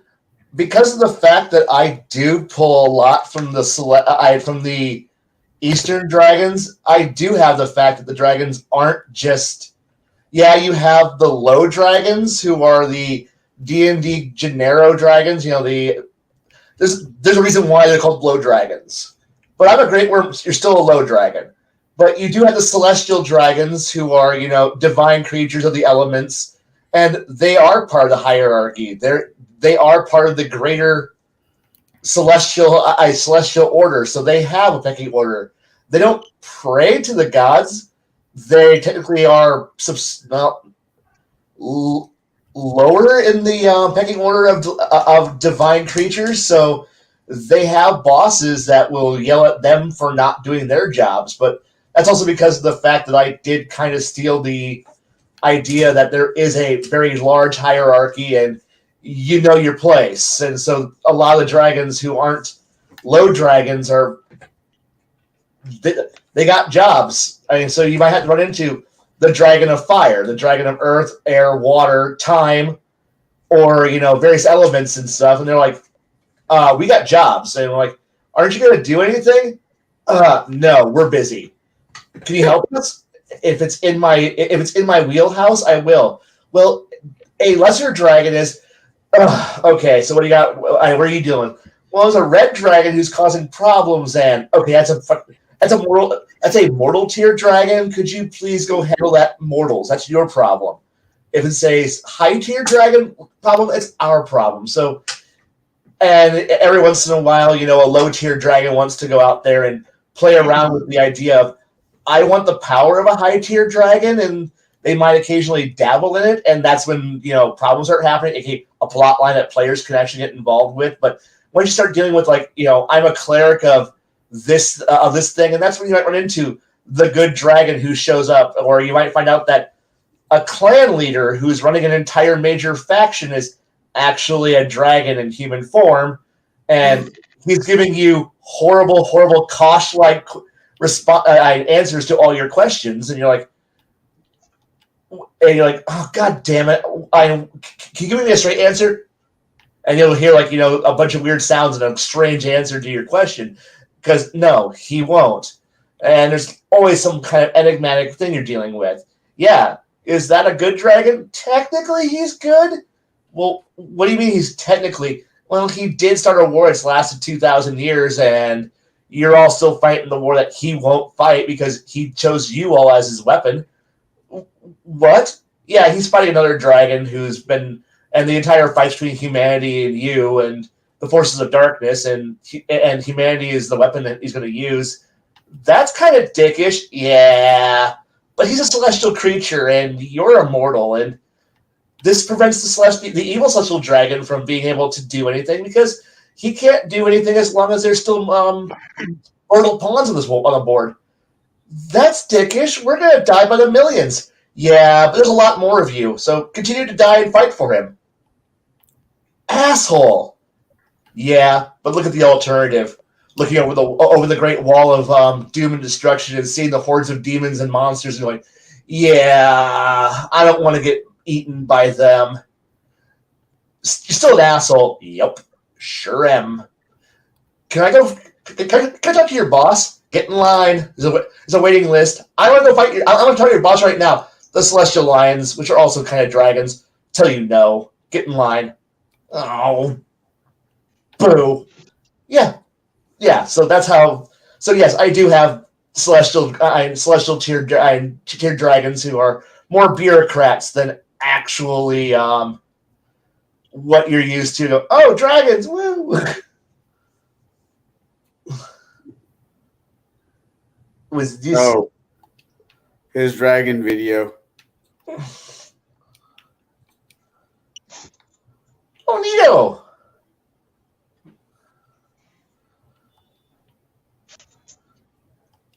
It looks more like a displacer beast. That's a big boy. That's CG.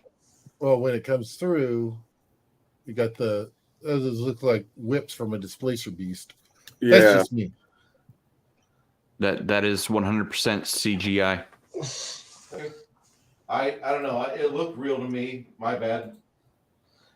It's still cool. I like it. I mean, yeah, it's a good piece of CGI. The reason I can tell it's CGI is I used to do 3D animation before I started into my career path. It was kind of like a hobby for fun. And that was one of the ones that came up on our, like, it came up on my radar when I was doing it more consistently and trying to get, like, animalistic motion. So I know for a fact that one is CGI. You've seen it before then? Yes. Oh, yeah. Interesting. There's also little keys that I can see because I spent so much time staring at 3D animated things. There's certain little aspects that my eye will see, and I'm like, yep, I know it's 3D animated. And Charlotte noticed that it didn't touch the bushes.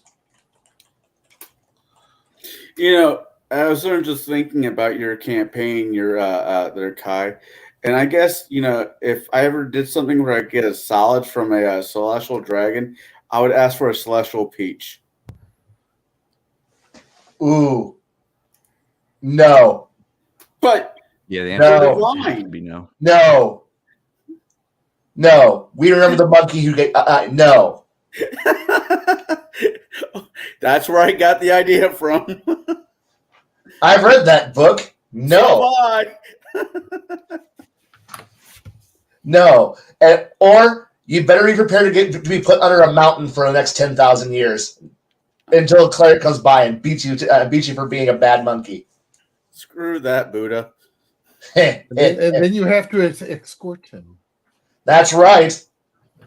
Tripitaka, you'd better get used to being his complete and total bitch. What was the water dragon that he got the staff from? I'm not letting you steal somebody else's story. Sorry. It's over 1,000 years old. It's not stealing. It's just putting new life into an old body. No. I think it's over 1,000 years old. Way over that. Yeah. It's Journey to the West. Come on. I know. The best story that most of you won't read, and I love it. I read it when I was a kid. Hey, congrats! You read one of the first shonen mangas. Congrats! I love. Okay. Now, do you want to get back over to that question, Garrett? Yes, please. I'm sorry. Yeah, You're good. You're good, man. that was my bad, but You're good. got the. I wanted Kai to answer that question. Oh yeah, definitely. Are dragons totally anonymous, or are they driven by their nature? Question mark. Autonomous, Autonomous. not anonymous. Autonomous. Autonomous. Autonomous. Well, Dave, why don't you go ahead and kick that one off? By their nature. My dragons are mostly autonomous. Like that's I really don't have much more than that. Like they have their own wills. They have their own reasons for why they do what they do, and they don't have to answer to anybody but themselves. Which is typically why they end up at the point of a sword of adventurers, because they're doing whatever they want to do.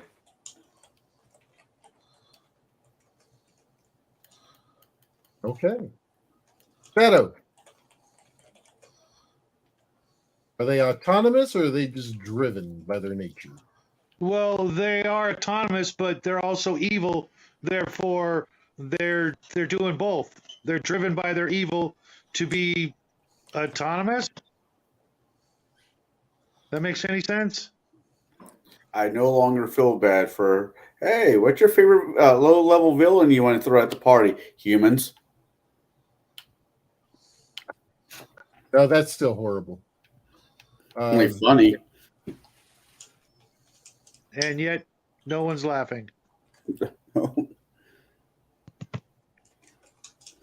But yeah, they're the good ones that I do have in theory in my universe would likewise be driven to do as much good as possible, but usually work on their own.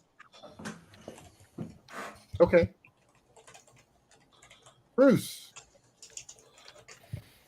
Well, most of my dragons are not shy about their natures. A couple of them will try to rise above, will try to do more than what they do. But like if you ever meet a green dragon, don't expect philosophy classes or fun things.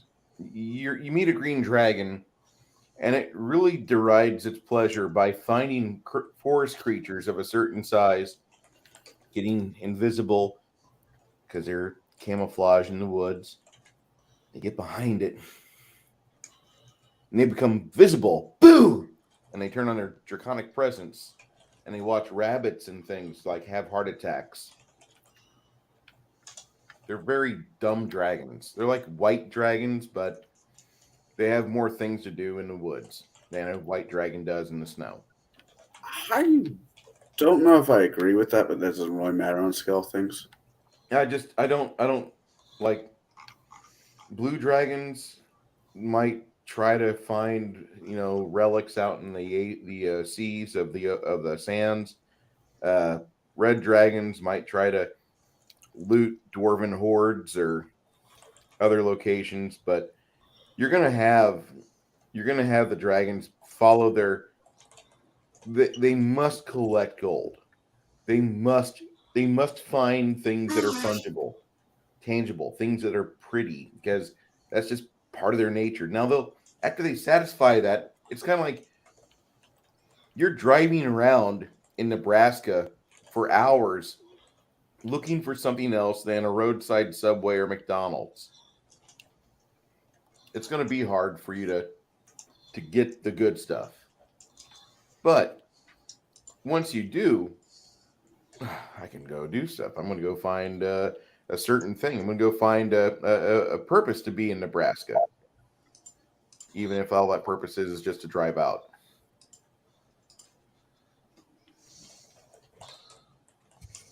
Next.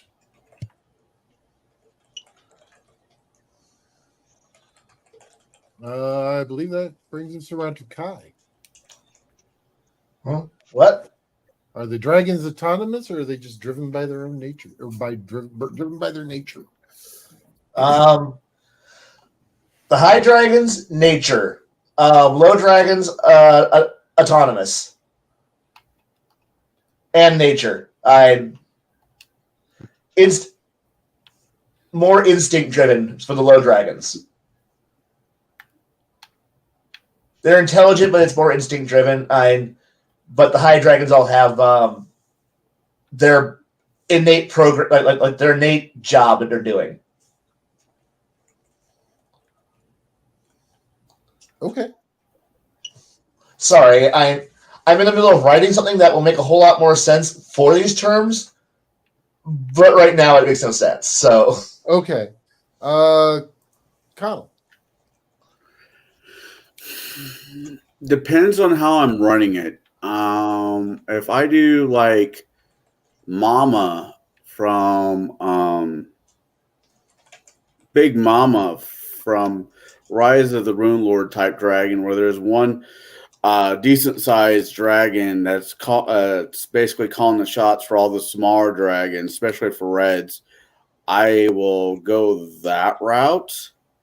I will have, or if it's a singular dragon by itself, I will have it be more of it's just innate. It's it's nature. If it is, bring mama more food or bring mama more whatever, or then I'll have them be autonomous, or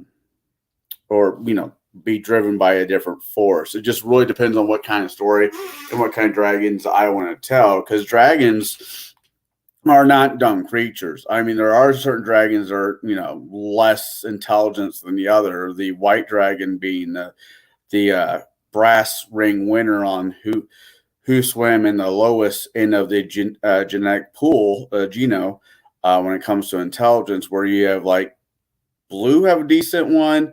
I think blue have a decent intelligence. I think reds do as well. Then you go over to good dragons where, a copper, if you get caught in a conversation with a copper, don't plan to leave for the next 5-6 decades because he'll talk your head off. So it really just depends on what kind of campaign I run run on that one. So I think they're intelligent enough to do their own bidding, but at the same time, if they got somebody a little bit further up the food chain, like a colossal red who's telling all the other red dragons in that area what to do, they kind of fall in line. Because I have no problem making my dragons cannibalistic. Oh, blues and greens are the most intelligent. Okay, there we go. And I'll go ahead and weigh in on this one. The thing is with the dragons, I think it just depends on your campaign.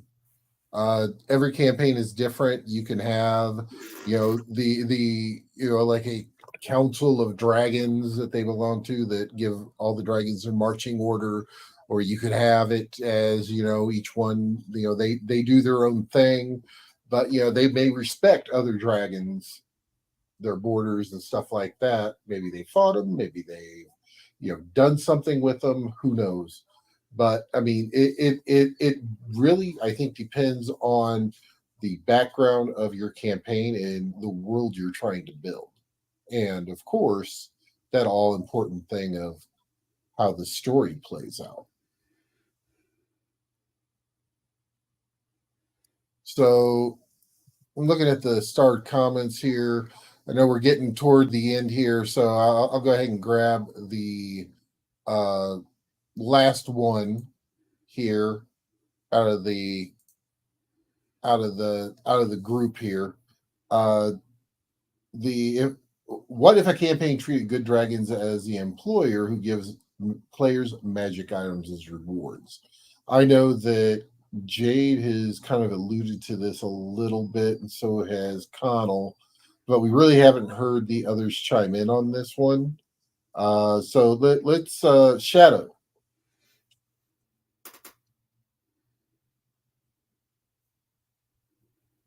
You're muted, sir. The whole trope of employers, I do away with that as soon as the players are of third, fourth level. They're on their own. They're not looking for a permanent employer. They may take a job here or there, but they're encouraged to go out and be their own employers, so to speak, as opposed to constantly coming back. You got another job for us, because then that takes it. I want to, like I said before, with the sandbox, I want them to make all the decisions and come up with the ideas. I'm not, throwing bait out there all that much other than what they see on the proverbial map. And I really try to avoid that whole employer, regardless of whether it's a dragon or somebody else. Occasionally, there may be something when they want to, for example, find or have a magic item created for them, or they need an ingredient for a magic item or something like that. Then I'll occasionally throw the old trope of, well, you got to do a job for me. But if it was a dragon, needing the item, they just go get it themselves, as far as I'm concerned. If they could polymorph into a human looking or a humanoid looking employer, they could just as easily go in and get whatever it is. I don't see them as being that cowardly where they couldn't just go in and, get whatever it is they want. So it's not really going to happen with me. So $20 is not $20 with you? $20 is chump change. $20? What? Where? Sorry, I just got back. $20? Never mind. Never mind. Damn it! $120. All right, Bruce. I don't know how 5e dragons are set up, but in this year, the gold dragons are the smartest with an intelligence 32 at Great Worm. And the red dragon is at like a 28 or 29. Just all depends. But I don't know where he got the blue and green from. 5e, I don't know. I don't think he plays second in Pathfinder second edition. Green is a dragon, colored dragon. That's It's for if a campaign treated good dragons as an employer who gives players magic items as rewards, you could do that, and you could definitely have like a dragon that's being rather beneficial to the party, and he's like Charlie from Charlie's Angels. You know, I need you guys to go and take care of this. If you get this taken care of for me, I'll give you a wand of detect magic or a couple scrolls. How's that sound, wizard? You having a hard time because your charisma's a 9 and you can't get along with people? I'll give you some magic items to help build your magical repertoire. How's that sound? And I can see a dragon doing that, you know, polymorphed as a human, so he sounds more like one of the guys from the TV show Riptide, or, you know, just some little nerdy dude. And I could see that.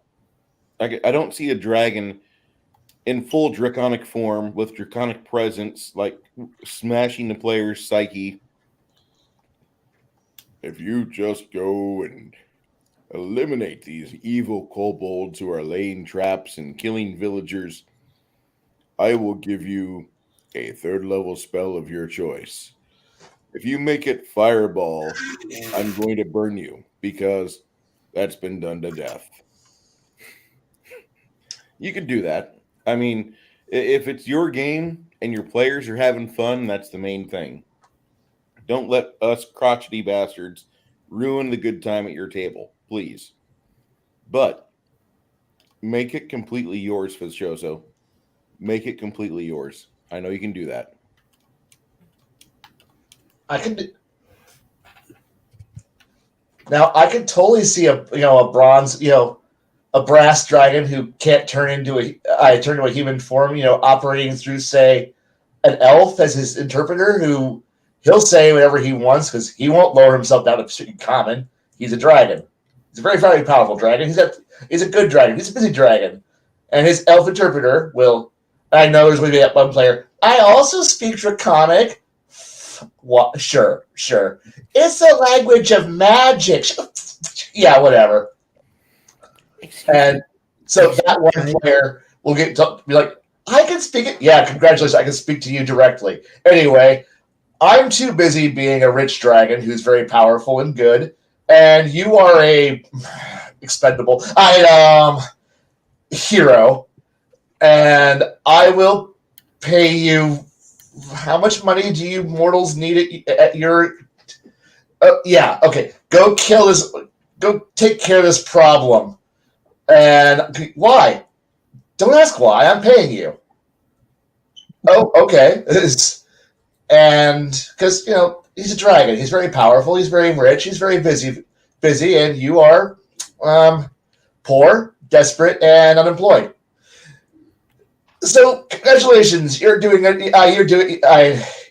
Thanks to his intermediary, you're going to do work for him, and he will pay you in meager pittances of his actual income and pile of loot, because again, you're mortals, and it's only gold, and I can replace that with what I'm going to make off of what I'm going to make out of you doing your side of the deal. Because no player, as soon as you shake some cash in their head, is going to ask, "Why did the dragon pay us to kill an orc tribe?"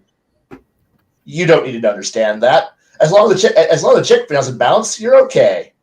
And honestly, as far as I've been around enough players over the years, as GMing or as a player, again, as long as the check as long as the check clears, they'll do anything for cash. They're whores. Players are whores. And any player who says they have any amount of morals whatsoever, as soon as they go, man, I want a +3 sword, and you go, I can give you the money for a +3 sword if you go kill 25 orcs. Where's those orcs at? Give me a chain. I'm going. Rawr. And they're gone.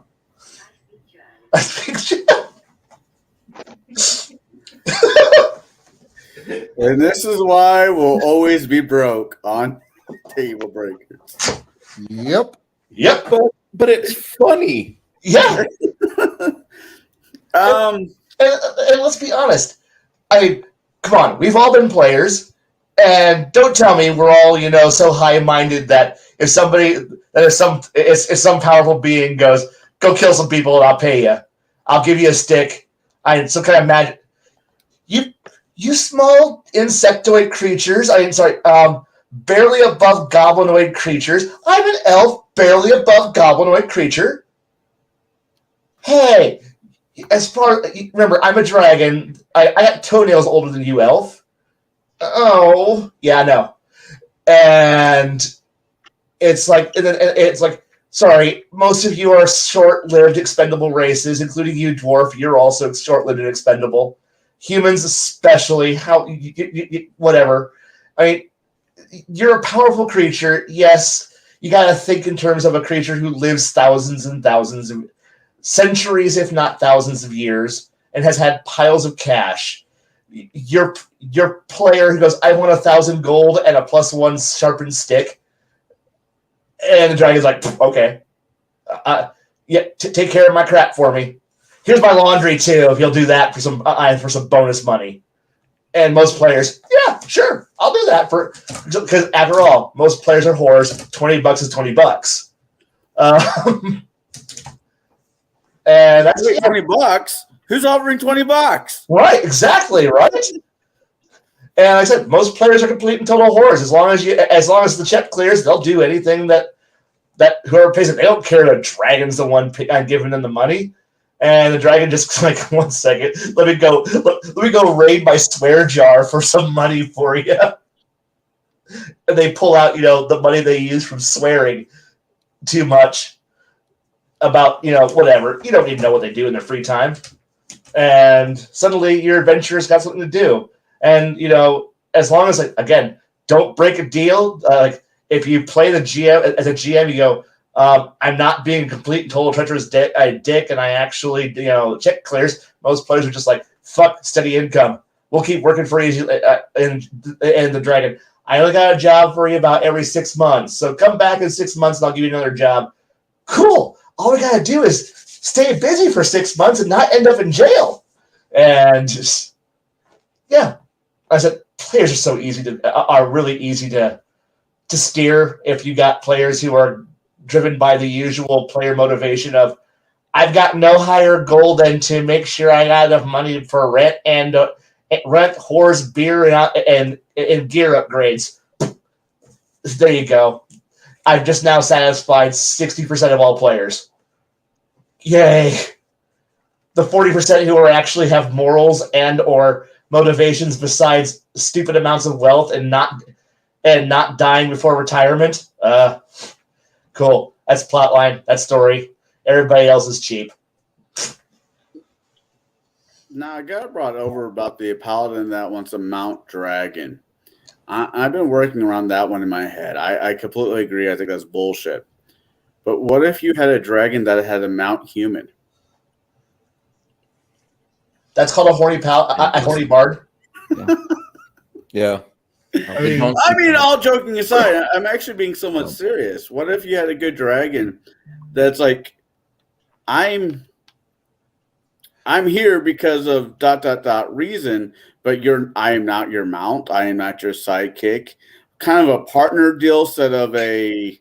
Could you look at that as possibly being like a soul jar situation where the dragon is driving the lesser creature around as a sock puppet? Sure. Yeah. So at that point, the dragon's safely somewhere else, and then they show up to you in the form of their mount, also known as the poor sap mortal who decided to sign a contract with the dragon. And think more foolish is signing a contract with a dragon and signing a contract with one of the high fae. It's the same thing. You're a sock puppet. I mean, the dragon puts you on, walks around in you, speaks through your mouth. You're just riding along, and then on weekends the dragon goes, "I don't need you right now. You can go off and clock out for the weekend." Thank you, Dragon Master. I'm going to go off and be a person now. I'm Pinocchio. I'm a real boy. Yeah. Only until Monday at 8 a.m. Then you better be back here because I need to sock up with you again. Yes, Master. Blaine, did you ever see that movie from 2013 called Snowpiercer? Yes. Yes. Okay, it's the character that Wilford plays, or that not Wilford, but the character that what's his name? John Hurt. No, Ed Harris plays. Ed Harris plays Wilford, the guy that's conducting the training. During his monologue, I was thinking that would be a perfect lawful evil dragon who realizes he probably can't win in a straight fight, but he could probably convince the party to take over his stuff and to continue his work after he's gone. Could you see that, or I can see it. Yeah.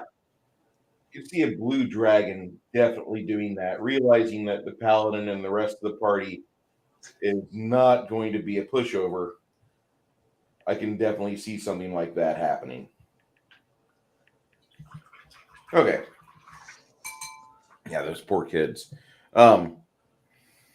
Do we want to go for one more question, or do we need to wrap this up, Garrett? I think we need to wrap it up because Kai's going to turn into a pumpkin here in 9 minutes. I don't want him to pumpkin pie himself. Ooh, that's a good movie. Which one? Pumpkinhead. Yeah. Ooh. Natural.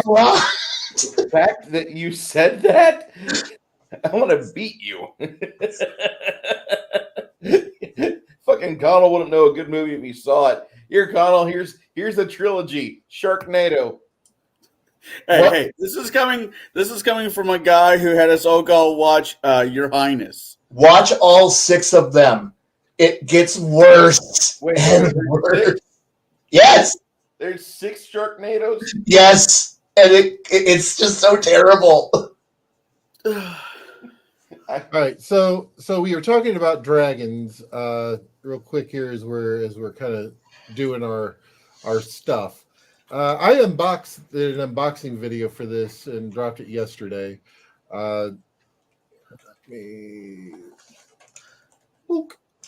So this here is a dice box that they sent to me, the folks who are doing the Kickstarter, and very nice, all laser cut wood, all really nicely done up, little dice box to hold your dice in. Nice. Very solid book.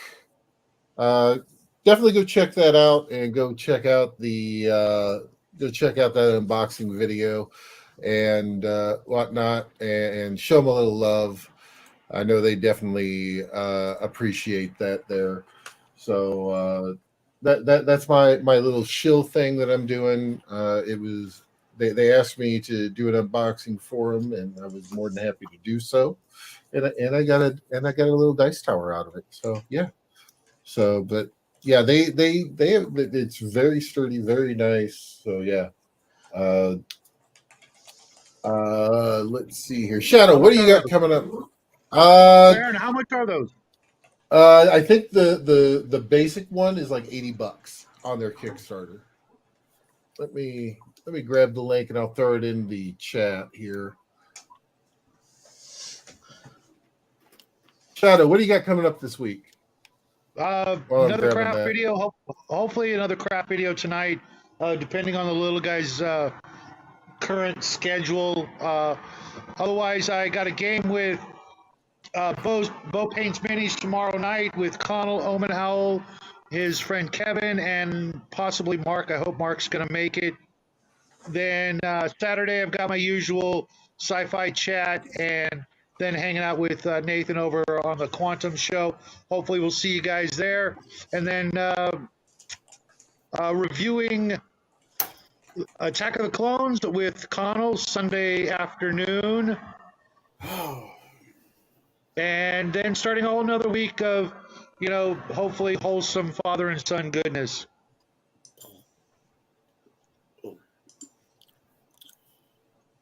Yeah, I know the word wholesome made Connell want to retch. Sorry, bud.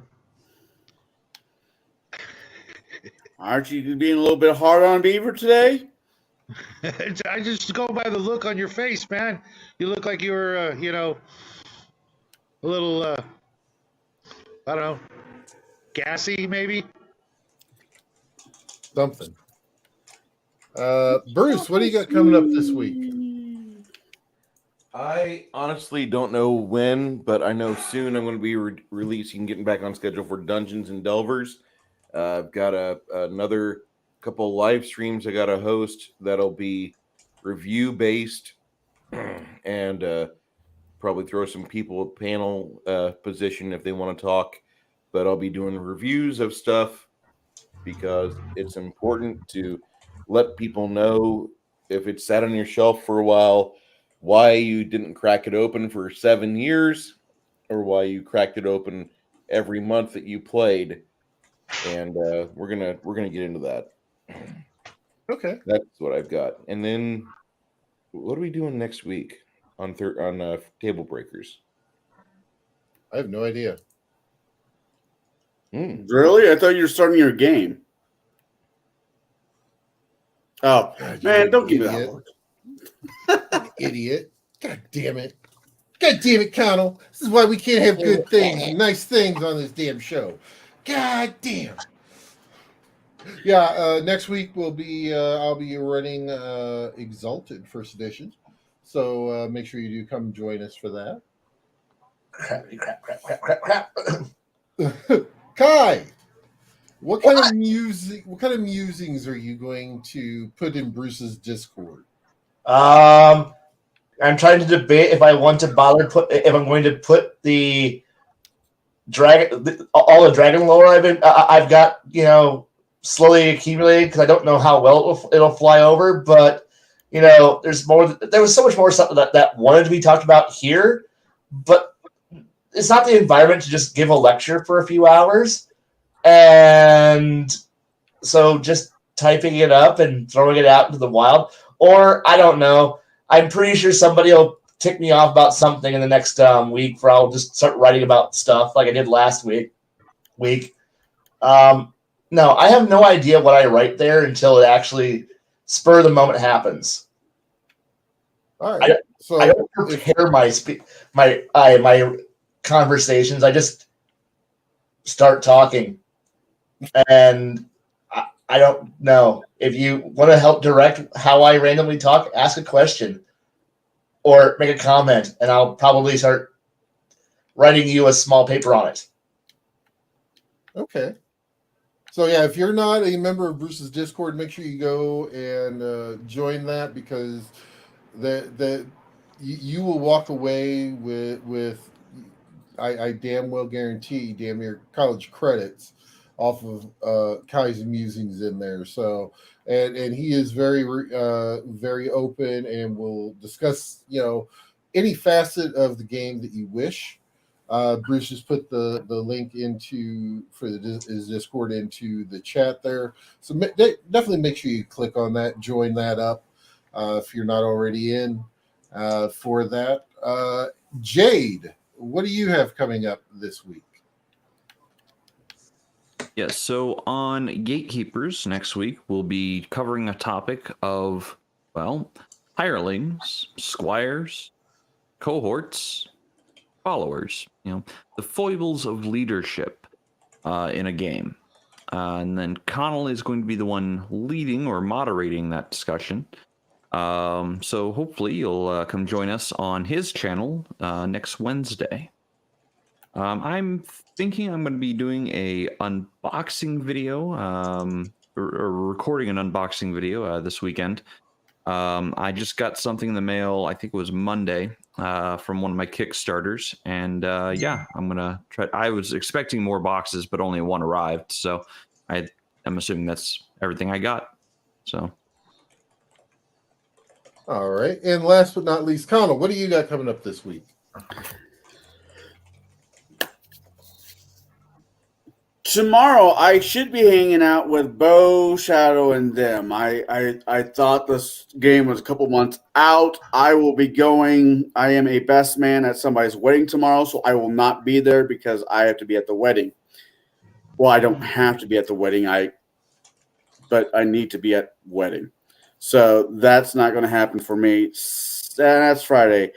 Saturday, I will most likely do a chat, hang out with Connell at some point because I need to find some people that are more than willing to talk to me about second edition Pathfinder. So to correct some of my ignorances on the system. And I figure the best place to do that is on YouTube so everybody sees what kind of schmuck I am when learning a new system. Sunday, as Shadow put it, we will be reviewing another classic gem in the series of daddy issues that starts with A New Hope. Now we're starts with New Hope and ends with what the fuck was that? Grandma's daughter? What daddy issues that bullshit is, or grandpa issues.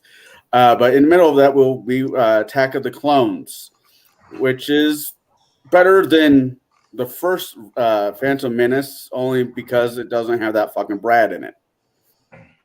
And the love scenes are not that awkward. Well, not love scenes, but it's just awkwardness. So we're going to be reviewing that one. This the month of February, we're doing not rom-coms, but romantic fantasy movies that have like a romantic twist. Last week, when do you have Your Highness going to be on? When you come on. Don't say that. I will make it happen, and I will be drinking the entire time. Right. For February, we're doing romantic stuff in fantasy or sci-fi for my Sunday review. Last week we did Michael Crichton's Timeline, which I thought was a really good book. The movie was all right. After reading the book, I'm having problems with the book movie now. Then after that, Sunday, I know I got something else coming up other than your game. I'll stay tuned and I'll fill in the blanks when I can actually remember what the hell they are. Okay. All righty. And the reason that I did you last is because typically you and Shadow have a lot of overlap. So it makes perfect sense. I'm just wishing this Saturday was going to be next Saturday so we can play more of Bruce's campaign. But patience is a virtue, right? Yes. Patience is overrated. Got a lot of stuff coming for that game. I'm just gonna say. Yeah. It's been a fun topic. All right. You drop one bag of holding in one pourable hole, and everybody gets pissed off. Even people that are not in the godforsaken game. Oh, dude. I have told you many, many years never to do that. I didn't do it. It wasn't me. It wasn't I. I did not do it. But who was the one who put the idea in the person's head? I was the getaway driver. And I was still drunk from the night before.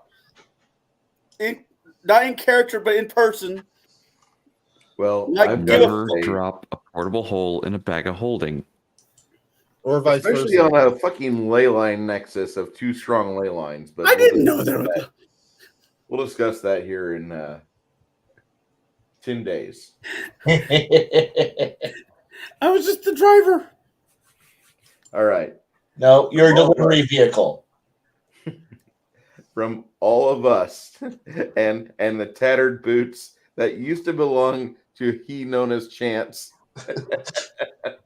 we Hey. would like to bid you a wonderful Thursday evening. Got to bounce. We will see you soon on our affiliate channels and on our further streams. And I thank everybody for showing up tonight once again for a successful night. Thank you so much for being with us. Good night. God bless.